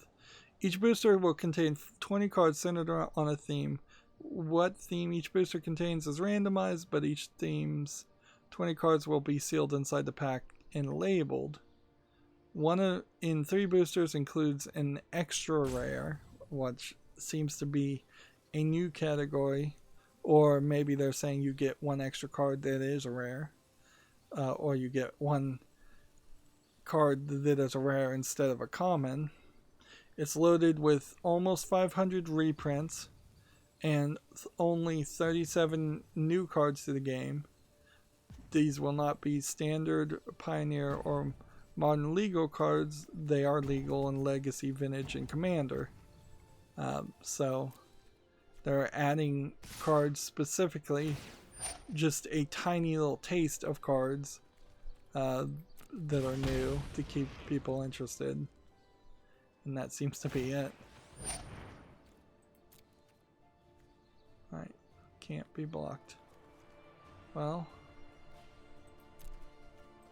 let's hit that, hit that, and hit that. And then block. And I've probably lost here. I'm supposed to be trying to get wins. Like, you do this first. And if I had a little bit more.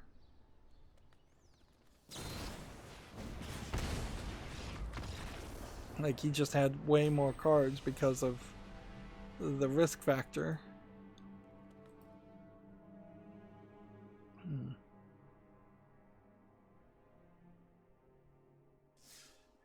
So the 500 reprints, in theory, might be legal in standard, Pioneer, or Modern. But then they might not, too. You kind of have a contradictory idea here. Whether these 500 reprints are bringing the 500 cards that won't really affect anything from previous expansions of Magic.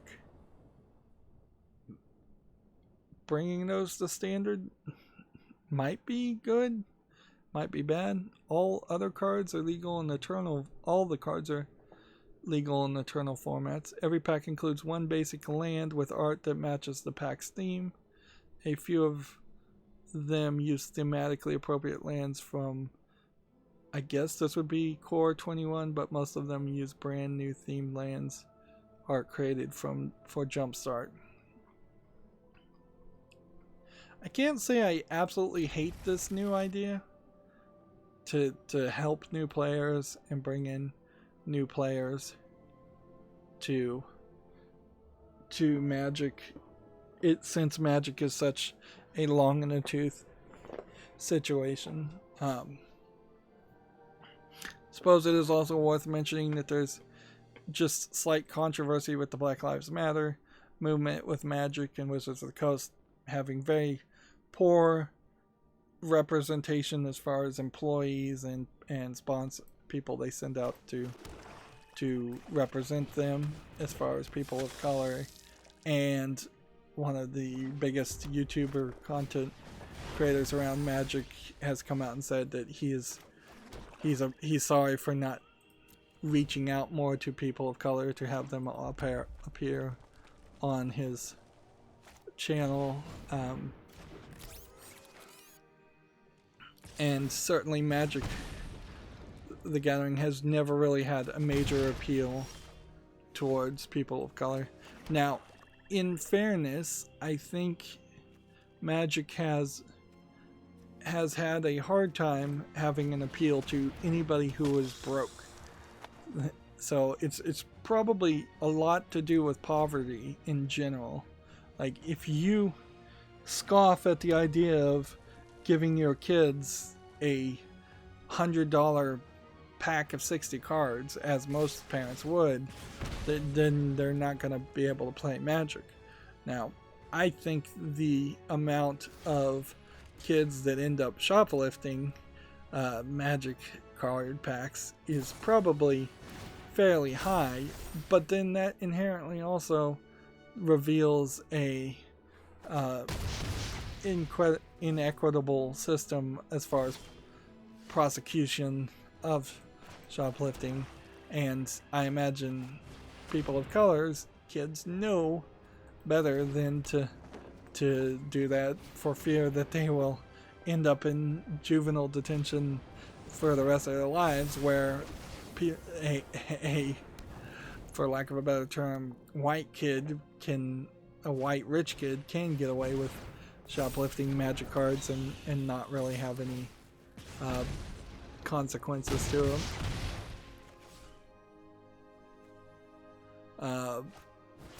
So yeah, the cost of Magic is prohibitive for everyone, and it has been that way pretty much since day one.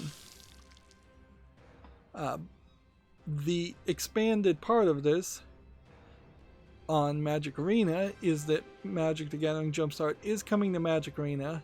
It will feature 500 plus cards.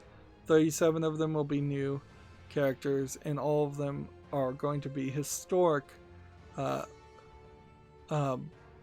legal. They're also going to be making some swaps around 20-ish cards of reprinted cards for power or technical reasons. Some of these swaps will still add new cards to Magic Arena.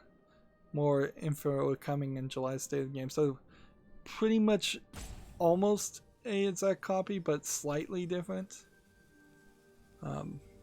The original comment was 7 hours ago. It is coming to Arena, but we had to swap out a handful of cards for various reasons.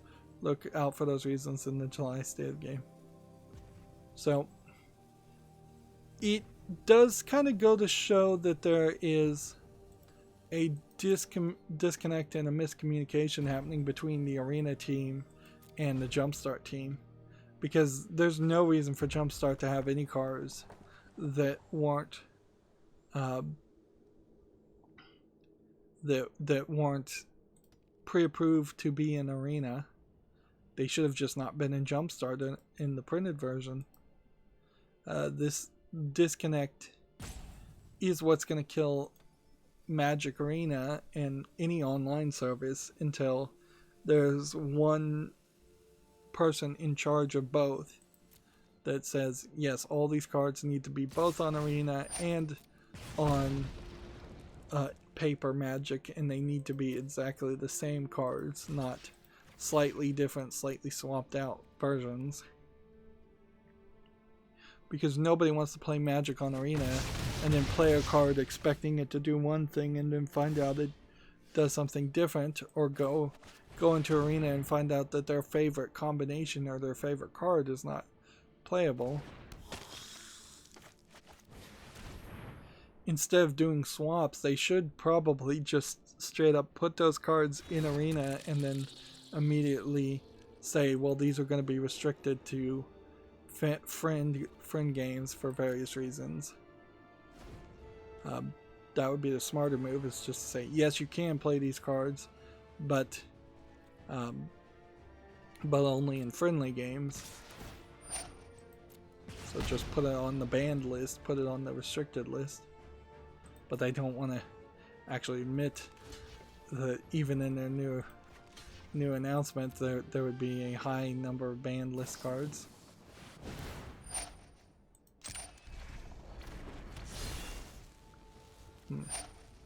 Moving on, Gamma Sutra has an article here. Pokemon takes another stab at free-to-play with the Pokemon Cafe mix.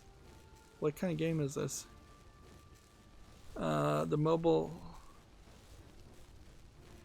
It's a free-to-play formula from past mobile games with gameplay that looks pretty cute, like a cafe management game and Tsum Tsum styled matching puzzle games. So I'm gonna have to watch this trailer to figure out what this is. Yeah, it seems like it is a weird circle drawing, line drawing, match 3 style game. Actually looks fairly interesting. Actually, it seems to take the idea of having your finger on a touch screen and really do something unique with it. That would be a very hard game to translate to a mouse or controller.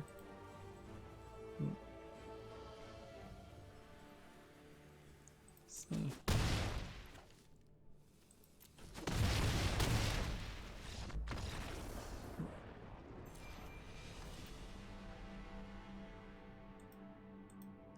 should I give up trying to win, or and just play regular games?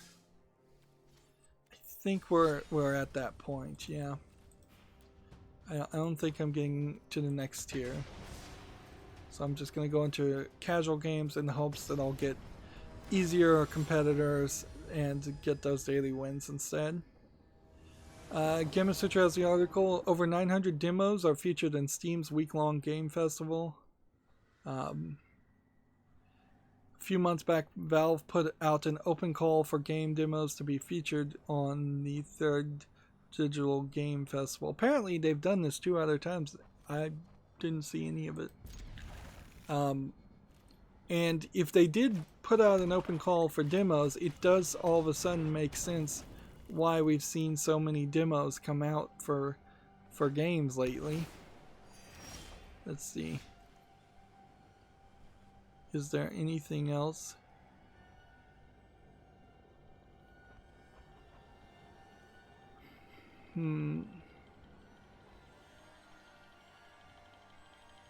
There's just this question still in my mind whether a Steam summer sale is going to happen. And I guess my drop dead date for me is that in 5 days that Humble Bundle will be gone. So I need to decide whether I'm going to get that Humble Bundle.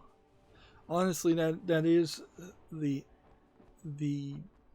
kind of Humble Bundle where there's a few games there that if someone else bought it and gifted me Baba Is You, I don't have FTL or Kerbal Space Program on my main account, so those would be great. That definitely is a bundle where half of those game codes would not get used, and that is increasingly becoming a problem with trying to buy humble bundles, is that half the games I already own. Let's see. Google put out this 5 hours ago that they're committed to advancing racial equity inside and outside of Google. Equity, again, not equality. Google has been notoriously not committed to that, in the sense that Google is full of Indians and I believe quite a few Asians in their company, and they count them more as white people, and they're really promoting, instead of saying, well, we've got more than our fair share of or an equality number of minorities, we're going to say minorities aren't minorities so we can focus on black people and Latino people mostly, which is kind of the problem with these movements as they just kind of combine and merge into these amorphous groups, is that the goals of promoting one group can eventually turn into directly contradicting the goals of promoting other groups, as mostly seen in the LGBTQIA group, as that continues to just grow and grow and grow in its goals. Even male gay people versus lesbian gay people don't have always the same focus, and those groups only managed to stay together once they started preaching an almost religious dogma of you have to help this group and work with this group and combine with this group, so that because we've all been oppressed, and it becomes this all solidarity is through our oppression, even though we may have been oppressed at 2 different levels in different ways, and then that eventually leads to just oppression Olympics, where SJWs don't even feel like they matter at all, or act like they don't feel like they matter at all, unless they can scream that they're being oppressed.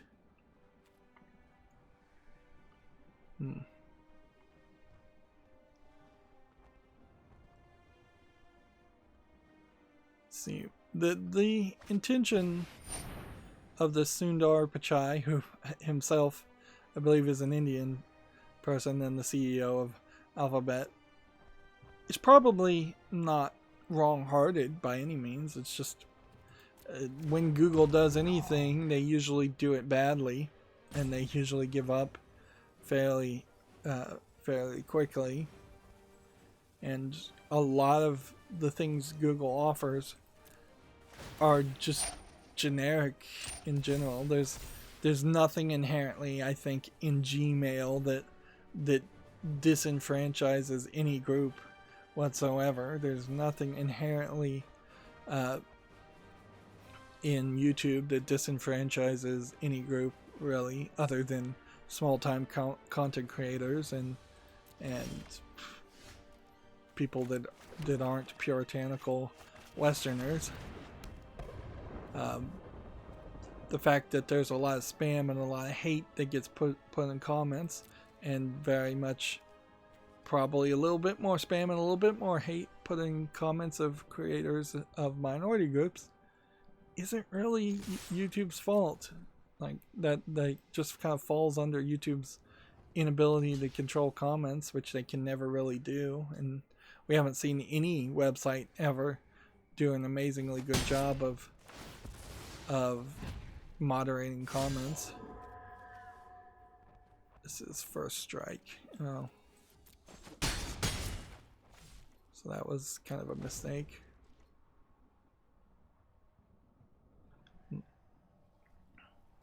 Gamasutra has a blog here that might be interesting. The evolution of game genres, NES, Game Boy, and Super NES. So here we have genres for the leading platforms. So Steam has action, adventure, casual, indie, massive multiplayer, racing, RPG, visual, simulation, sports, and strategy. This is already wrong, I know, because visual novels would definitely be one of the ones you should talk about on Steam. Visual novels sell way more than anything else on Steam, as far as I understand it. And so here you have a little bit of yellow journalism happening, where they've already eliminated one category that should be mentioned. And what does this category really boil down to? Nothing, because only in the Nintendo Switch pattern here do you have anything that says any numbers. So that's fairly useless. And then here you have a picture and some pictures and some more pictures. So really all this is just somebody was given an assignment to write a blog, and they decided to go look like they did some work when they really didn't. And they next want to do Sega Master System, Game Gear, and Mega Drive. This is basically clickbait on nostalgias, is all it is. Not useful information at all. And in all honesty, if you are going to do it by consoles, you've once again, well, disenfranchised would be the right word, but ignored all of Asia, the entire eastern half of the world, by not covering Famicom first, which came out before the NES, and pointing out that, oh yeah, the Famicom and those more Asian-centric consoles probably did have a lot more anime-style games, and a lot more visual novel games, and a lot more RPGs.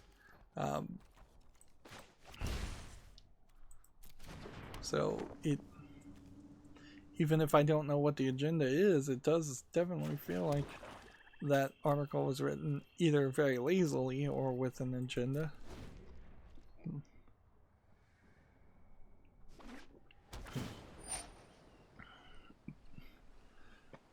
Moving on, we have a Gematsu article here. Horizon Forbidden West launches in 2021. The director discusses a new setting. Okay. It seems still so silly to even be talking about these games. Like, it feels like if I was to have a conversation with a struggling family right now that have been laid off due to COVID-19 and they're just on unemployment and they're just trying day to day to survive. If I sat down with them and said, "Hey, let's plan out your summer vacation for 2021." Nobody wants that conversation to happen. That's not a useful conversation to happen because there's just too much uncertainty at the moment and too much going on and well, uncertainty I guess is just the right word to use.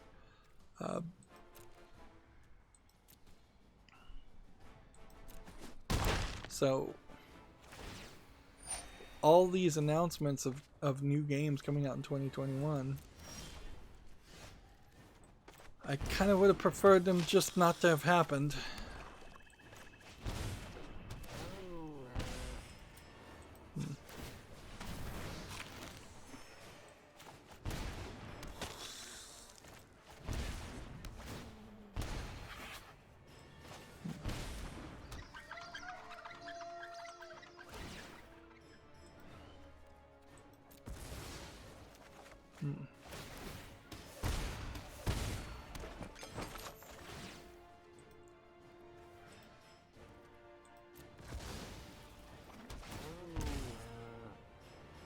I would need 6. 2, 4, 6, 8. I think we've got a victory here.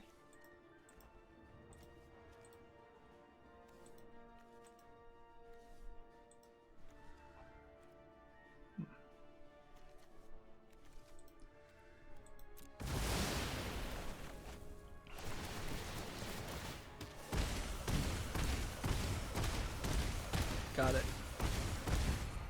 TechRaptor has an article here. Rhythmic Kingdom Hearts Melody of Memory is coming later this year. I think this is a mobile game.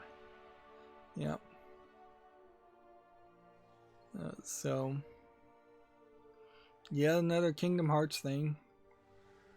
Yeah. Kingdom Hearts in particular is a game series that I'd want to see abridged, remastered and shortened quite a bit, and instead it just gets more and more complicated with every new addition to it. Next we have a game on Steam here called Block Kicker, which is rather polished for a block sliding puzzle game. It doesn't look terrible at all. There's probably not too much of a game here, but I'm willing to put it on the follow list and see what people say. It's $1.19, so they're not even asking that much. English only. It really is just a question, I guess, of just how many puzzles there really are.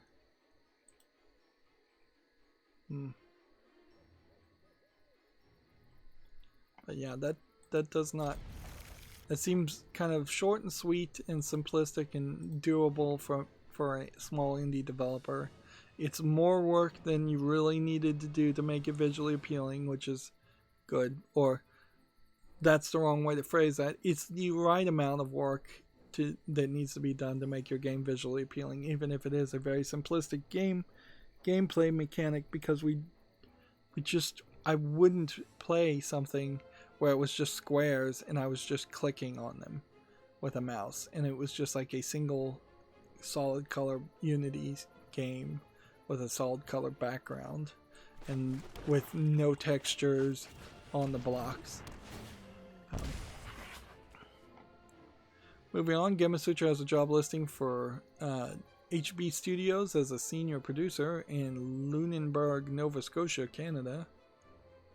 So there's a job list. Senior producer. Whenever I see senior job listings like that, I really have to wonder how many people could even possibly qualify for that. But I guess if you were a senior producer in some other field, there might be a crossover potential there. Gamma Sutra is back to promoting GDC content, and I guess GDC content is back to happening. So they're promoting Jim Vasella, discussing the remastering of Command and Conquer. I assume Jim Vasella works at EA and worked on the game. The Command and Conquer remaster, there's nothing wrong with it. Although in a weird way, you could also just kind of ignore it until you have enough time to play it. Because even though the remaster is brand new, the game itself is very old and has long since burnt out on any relevance or any excitement around it. It is probably a great example of what happens when you let your IP die and don't do anything with it for a very long time. In all fairness, Westwood was the company that actually made it, and EA just acquired Westwood, I think, so they didn't really have a real reason to not let Command and Conquer die, other than they would have been smarter to have continued to make Command and Conquer games every now and then and build it. And it would be a hard sell even now after the remasters for them to come out and say, hey, we've got a Command and Conquer 5 in development, and whatever Command and Conquer 5 would have to be, it would have to be a very, very different style of gameplay and not really feel like Command and Conquer. And it probably would have to have completely different actors and completely different characters and set like 100 years in the future. So it probably wouldn't feel like Command and Conquer regardless of what they tried to do. TechRaptor has an article here. Ambition, A Minute in Power story trailer unveiled at the Guerrilla Collective. Which, okay. Is this that game where you play as a French aristocrat? This seems a lot like a Princess Maker game. Although instead of particularly being a parent controlling a daughter, it seems like you are just playing as a French woman trying to gain power directly yourself, which that works definitely as a spin on that.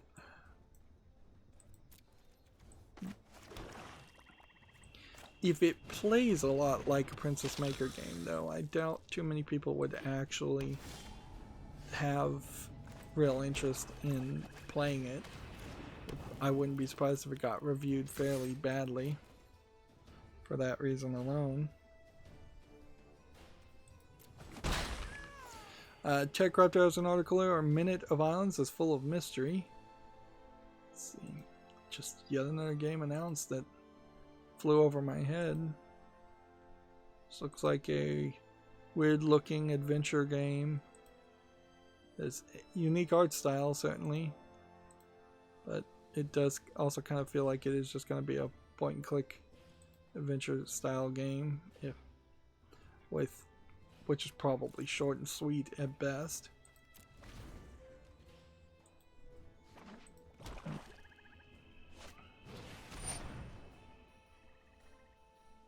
Okay, so now I am back to where I stopped last time, which is to show that it's taken us like 3 hours just to get through what would have been an average couple of days between Monday and Wednesday of video game news.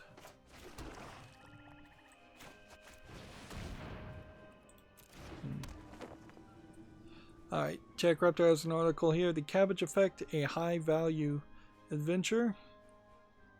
Let's see. This is probably just a trailer for a game. This looks really, really weird. I don't know if there's an actual game here worth playing. Looks like a top-down twin-stick shooter with some insane, probably asset flip stuff, just going for weirdness sake. Yeah, definitely feels like one of those games trying to get YouTubers to stream it and play it, compared to an actual game that people would actually want to play. TechRaptor has an article, Nuts announced for Steam Squirrel investigation game. So, I guess you play as a squirrel and you're investigating things with cameras or spying on them. Or maybe you're not a squirrel, maybe you're taking pictures and investigating squirrels. This might be like a weird Secret of Obra Dinn style game that actually would work, but I am questioning that based on the name alone, because it does again feel like a game that YouTubers would want to play just so they could say nuts over and over again and not get really in trouble for it.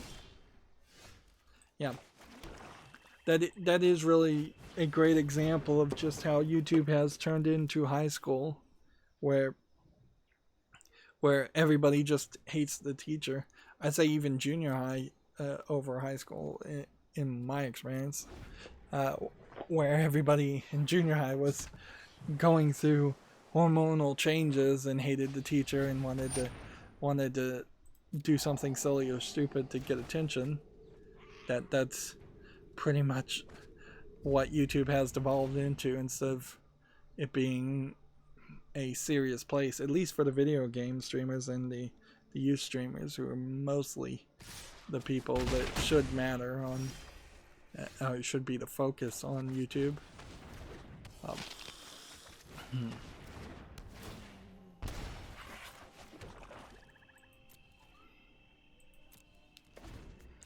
Moving on, TechRaptor has an article, Corrupt Core COREUPT brawls its way into the Guerrilla Collective. So, do we have another video here? Is this an actual video? Interesting. You have to embed a tweet to watch a video. Yep. It's a fighting game with armor and weapons. I've never known a game where you heavily cover up the characters to sell well in a fighting game. Like, it seems fairly common and realistic, frankly, that fighters would be in a reasonable amount of dress, less dress, flowing cloth that does not restrict movement and get in the way. Once you get into suits of armor, it feels like you're just being lazy and not animating the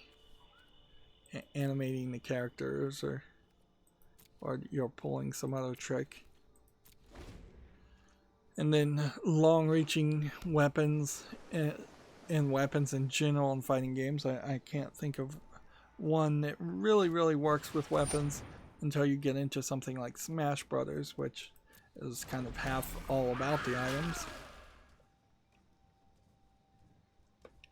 It's unrelatable, certainly. Very unrelatable to have characters in full armor with giant axes and weapons. TechRaptor has an article here. Midnight Ghost Hunt brings Haunted Mansion madness. Let's see what this one looks like. Seems like maybe you're playing as the ghost, or you're playing something that looks like it is Ghostbusters. Yeah, this feels like this might have been a Ghostbusters game that either this never was really contracted to be a Ghostbusters game, and they just wanted to make a make something that felt like Ghostbusters, or this was a Ghostbusters game and the negotiation broke down at some point. I wouldn't be surprised if there are 2 or 3 games that were originally going to be Ghostbusters games and the negotiation broke down. Considering how big of a mess the Ghostbusters series has been in general.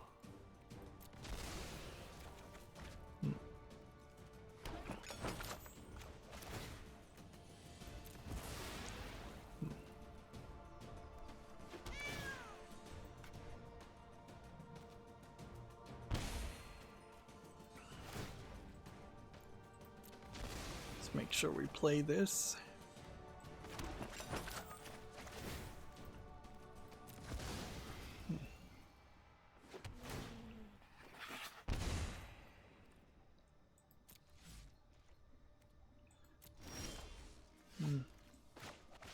Well, if I get Bullet Citadel, I might be able to win here. TechRaptor has an article here. 100 Days appears to have legs. Your own personal vineyard simulator. There might be an idea to that. It's a farming game, and so that would probably scare me away, and it does seem like it does have a lot of menus and statistics being shown to you. I might put that on the follow list at some point. But yeah, it definitely would have to get over some hurdles to convince me to play it. I do see the beginning of the end now, so I would like to get all the stuff, all the news done today instead of Friday. TechRaptor has an article here. Vigil, the longest night, fights the dark with new gameplay.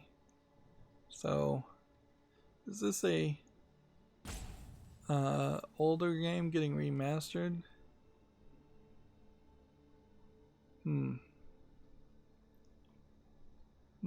No, I guess maybe it had been announced before, but I don't really recall this game.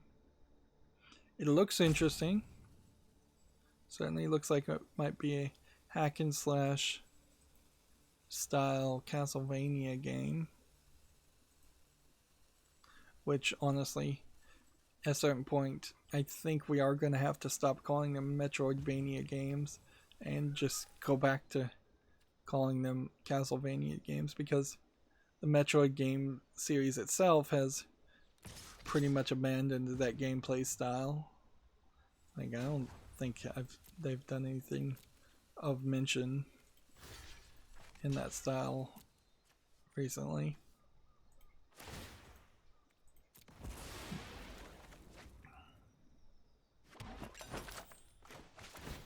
I'm gonna lose if I'm not careful in a couple turns.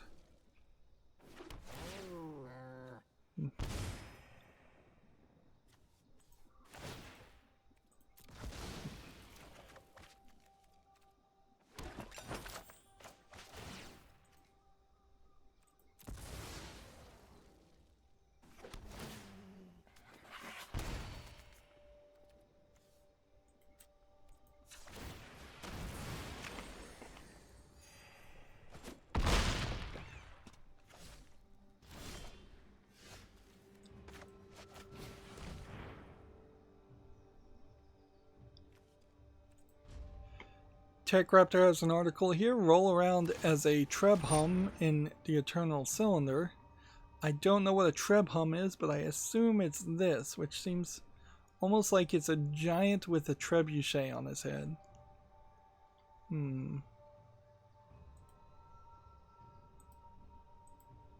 I thought when I first saw this article that there might just be some Dungeons and Dragons character I haven't heard of before called a Trebhum. But maybe not. Yeah, this does just look like some weird creatures that turn into like balls and then grows bigger and bigger and can change size. So it's almost like a Glover concept without so much the forcing you to roll the ball around all the time. Well, that definitely does look unique. And by unique, I do mean sort of weird, but also I like sort of weird, so I'm not gonna take away points for creativity.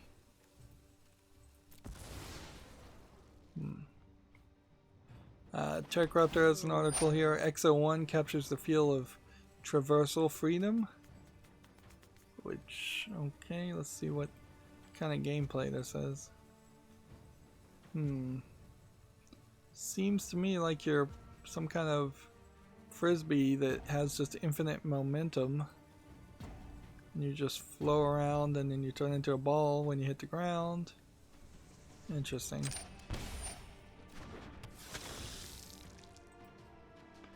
Yeah, but this does seem like it kind of does nothing else. So, while this would be a cool transitional ability gameplay mechanic to load in new levels without some chase sequences and maybe some QTEs even, I'm really getting back to the point where I think games should lightly use slightly more QTEs. But yeah, there needs to be some enemies or some things to avoid. Just being able to free fly in a world with seemingly no real restrictions is kind of silly. It's not going to be challenging for sure.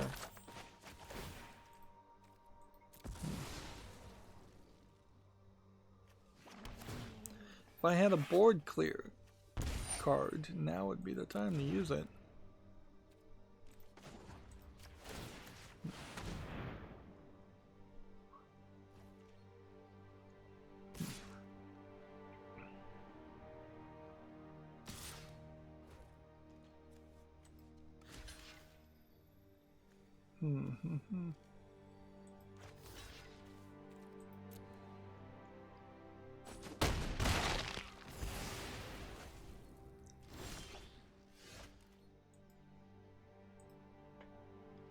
Really not getting anywhere here.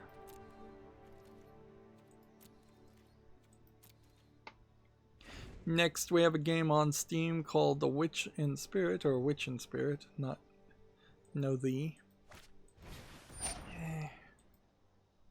Not seeing enough here. It kind of feels like you have some magical abilities to plant trees, and that's about it. You're playing hide and seek, apparently, for $7.99. 3 achievements, making it feel like an achievement game. English only. Yeah, that's way too expensive. I don't know if I'd particularly ever join the group of people that would think hide and seek is a good idea as a video game. Like hide and seek is not even a very good game in reality. The Minecraft version of hide and seek, where you can transform yourself and hide that way, or a video game form where you can in some other way camouflage yourself, adds some level of challenge to it, but not much.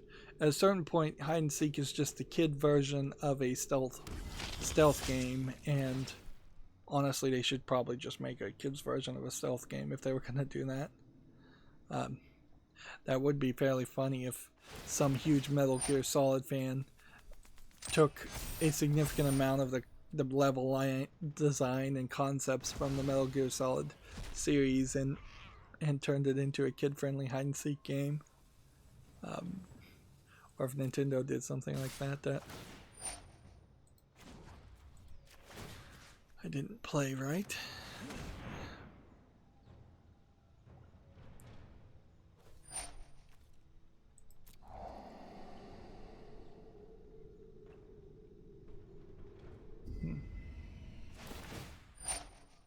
Probably gonna lose here.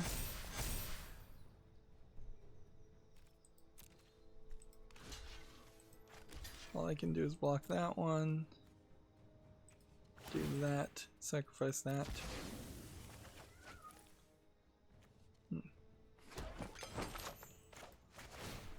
So if I lose by 6 damage, this would have been the point where where I played wrong and it caused that to happen.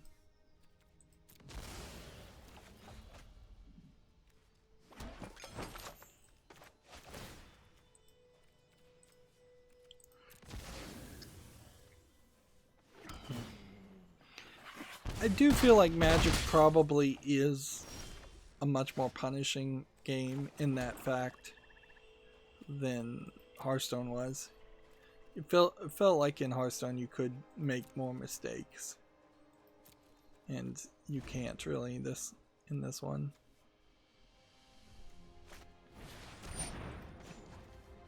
Let's see, it would be nice if I could just script strategies and program what's gonna happen. Moving on, TechRaptor has an article. More titles join Xbox Smart's delivery lineup. Let's see if there's a full list here.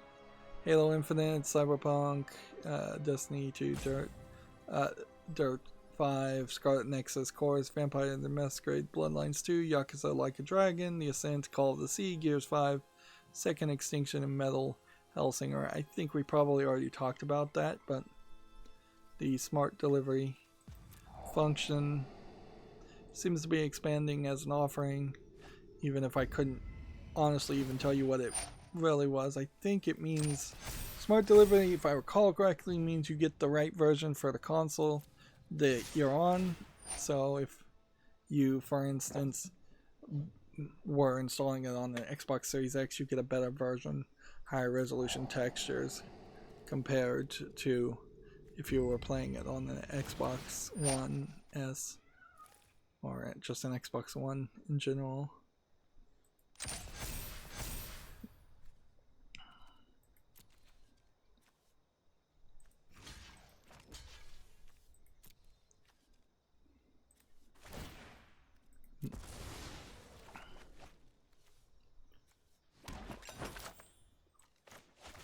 I should probably concede after this turn, just in an effort to save time. And it does look like I'm going to have to play some off-screen. Playing off-screen is probably, in part, what is messing up my sleep schedule as much as what my insomnia is. Like, when I'm staying up extra to do that, to get those 15 daily wins, that doesn't factor in somewhat. It's probably not a major factor, but it's a factor. It's probably a medium factor if I was to guess, because there definitely have been times where I've just fallen asleep playing Magic, and there's definitely been times, almost every time I'm playing off screen, I'd prefer to be doing something different. Moving on, TechRaptor has an article, a review for a game called Evans Remains, which just definitely looks like a 90s anime game. How does it actually play, though? Looks more like a platformer. I would have thought it was more of a visual novel. Is it just a puzzle platformer? They give it an 8.5 when it comes... Well, it comes in a small package that the fun core gameplay and unexpected storytelling is worth anyone trying out, especially if you're into puzzle platformers. While Evans Remains never truly gets difficult, and never gets truly difficult, it still leaves the player wanting more past the credits. The positives are it has enjoyable gameplay, but not enough challenge is a negative. Unexpected story time is a positive, and beautiful pixel art is a positive, but it needs more puzzles. So almost a perfect review here. Like, the game's not challenging enough and it doesn't have enough puzzles. You left them wanting more. So then the real question, I guess, would be, is this coming to Steam? And when otherwise I'll put it on the wish list, or the fall list at least. It's about a 4-hour experience. It's an interesting story if the name implies what I think it means, that you would be doing a puzzle platformer while in the process of either collecting the remains of someone, which is probably not, or taking the remains of someone, basically their ashes, and scattering them at sea, which is more to what I think the story is probably it. We've seen some other games that have been somewhat like that, but yeah, I don't know if there's enough of anyone that's tried to been really interesting around that story, because they often try to tear jerk around that concept, but that's about it. It's never really a hard push towards a quality story, and a simplistic story, a reminiscent story, a non-violent story.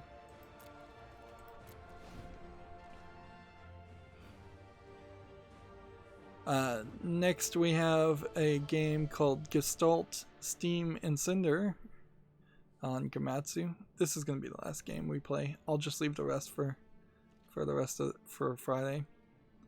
PC demo will be available June 16th to the 22nd. Looks like it might be a bit of a RPG style game with NPC characters. Yeah, that whole insult of calling people NPCs kind of has died down. They found better insult terms, I guess.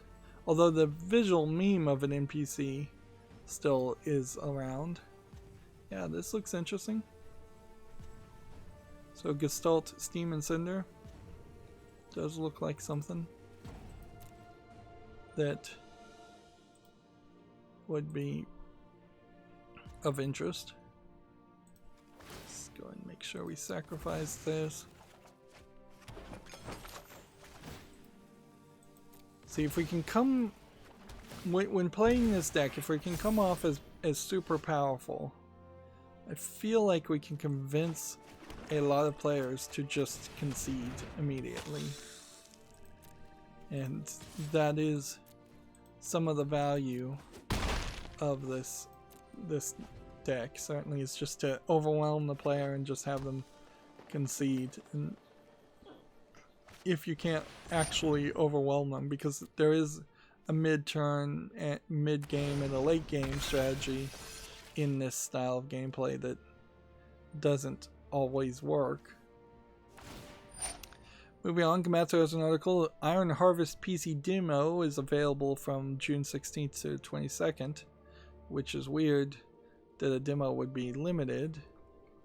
But apparently that is how they're going to do things. This looks like it is a first-person shooter with walking robots. No, it's a real-time strategy game.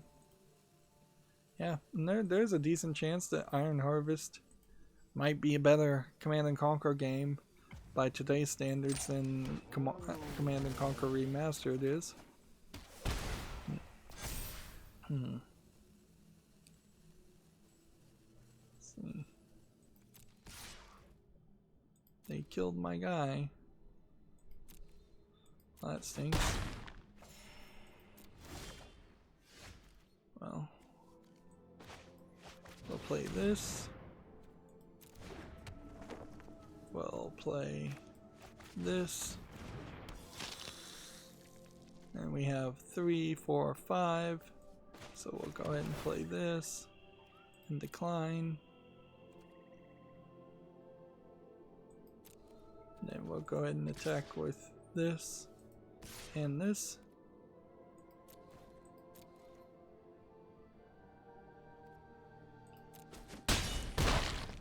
And then he's down to 8.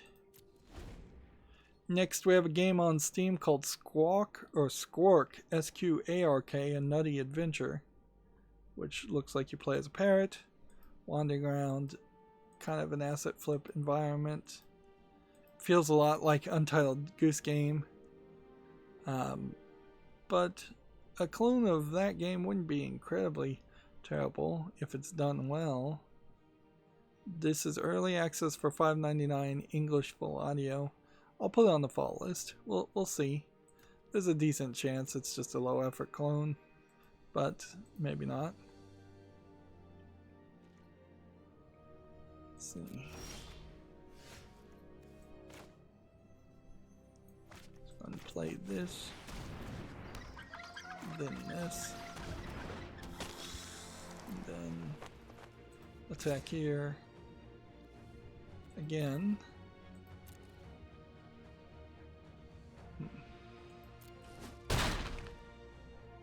Could probably have won in that turn.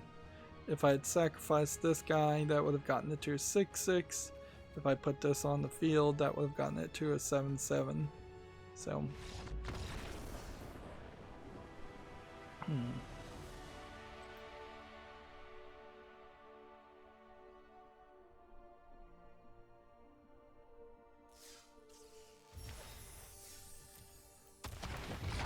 So yeah, we're still getting cards that are helpful, and every time we get another 1,000 XP, we'll get one more card, and those one more cards will help fill out the gaps.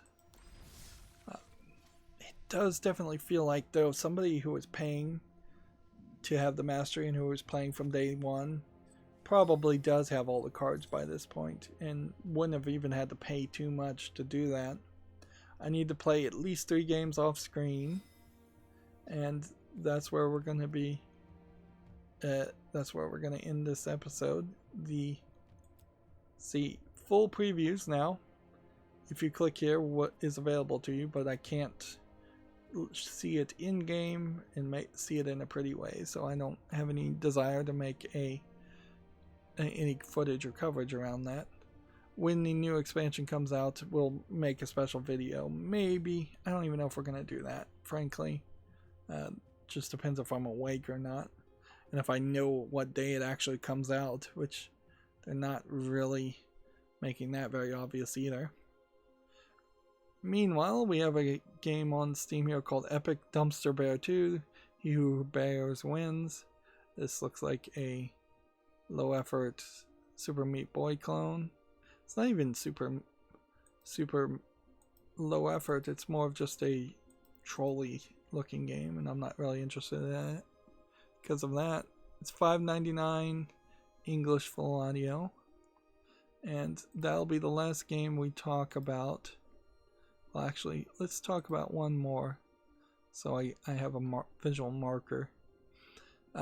Here we have a game called Barn Finders, which is, I think, a game where you run around the barn, and it's like a storage shed type game. You run around and you look for items and then you probably auction those. Yeah, it says search for valuable items stashed in abandoned barns, take part in strange auctions, bid high, buy yourself a chance to find exclusive items hidden in the past. Some kind of like time travel mechanic maybe too.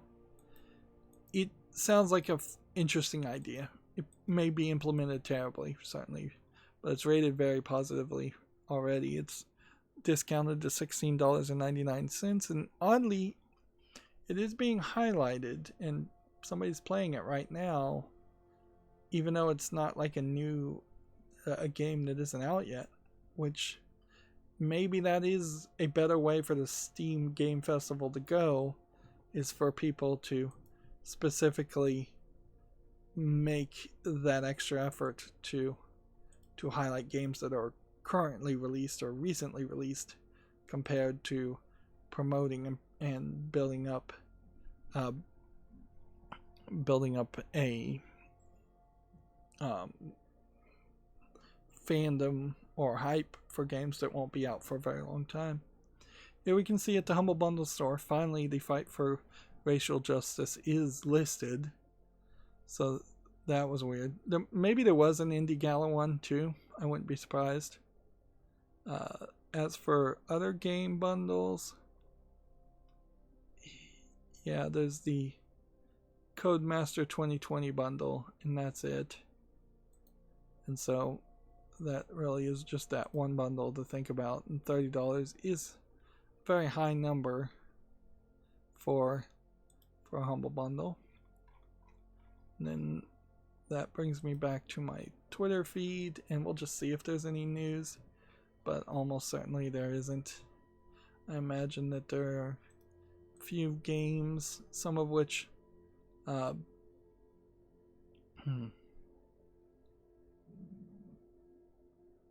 some of this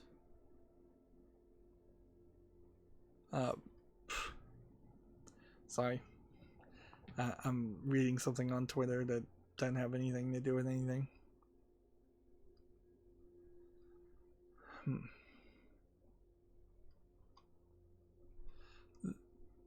Yeah, I doubt there's any big major news happening, and I should curate some of this so that we can have a short and sweet experience on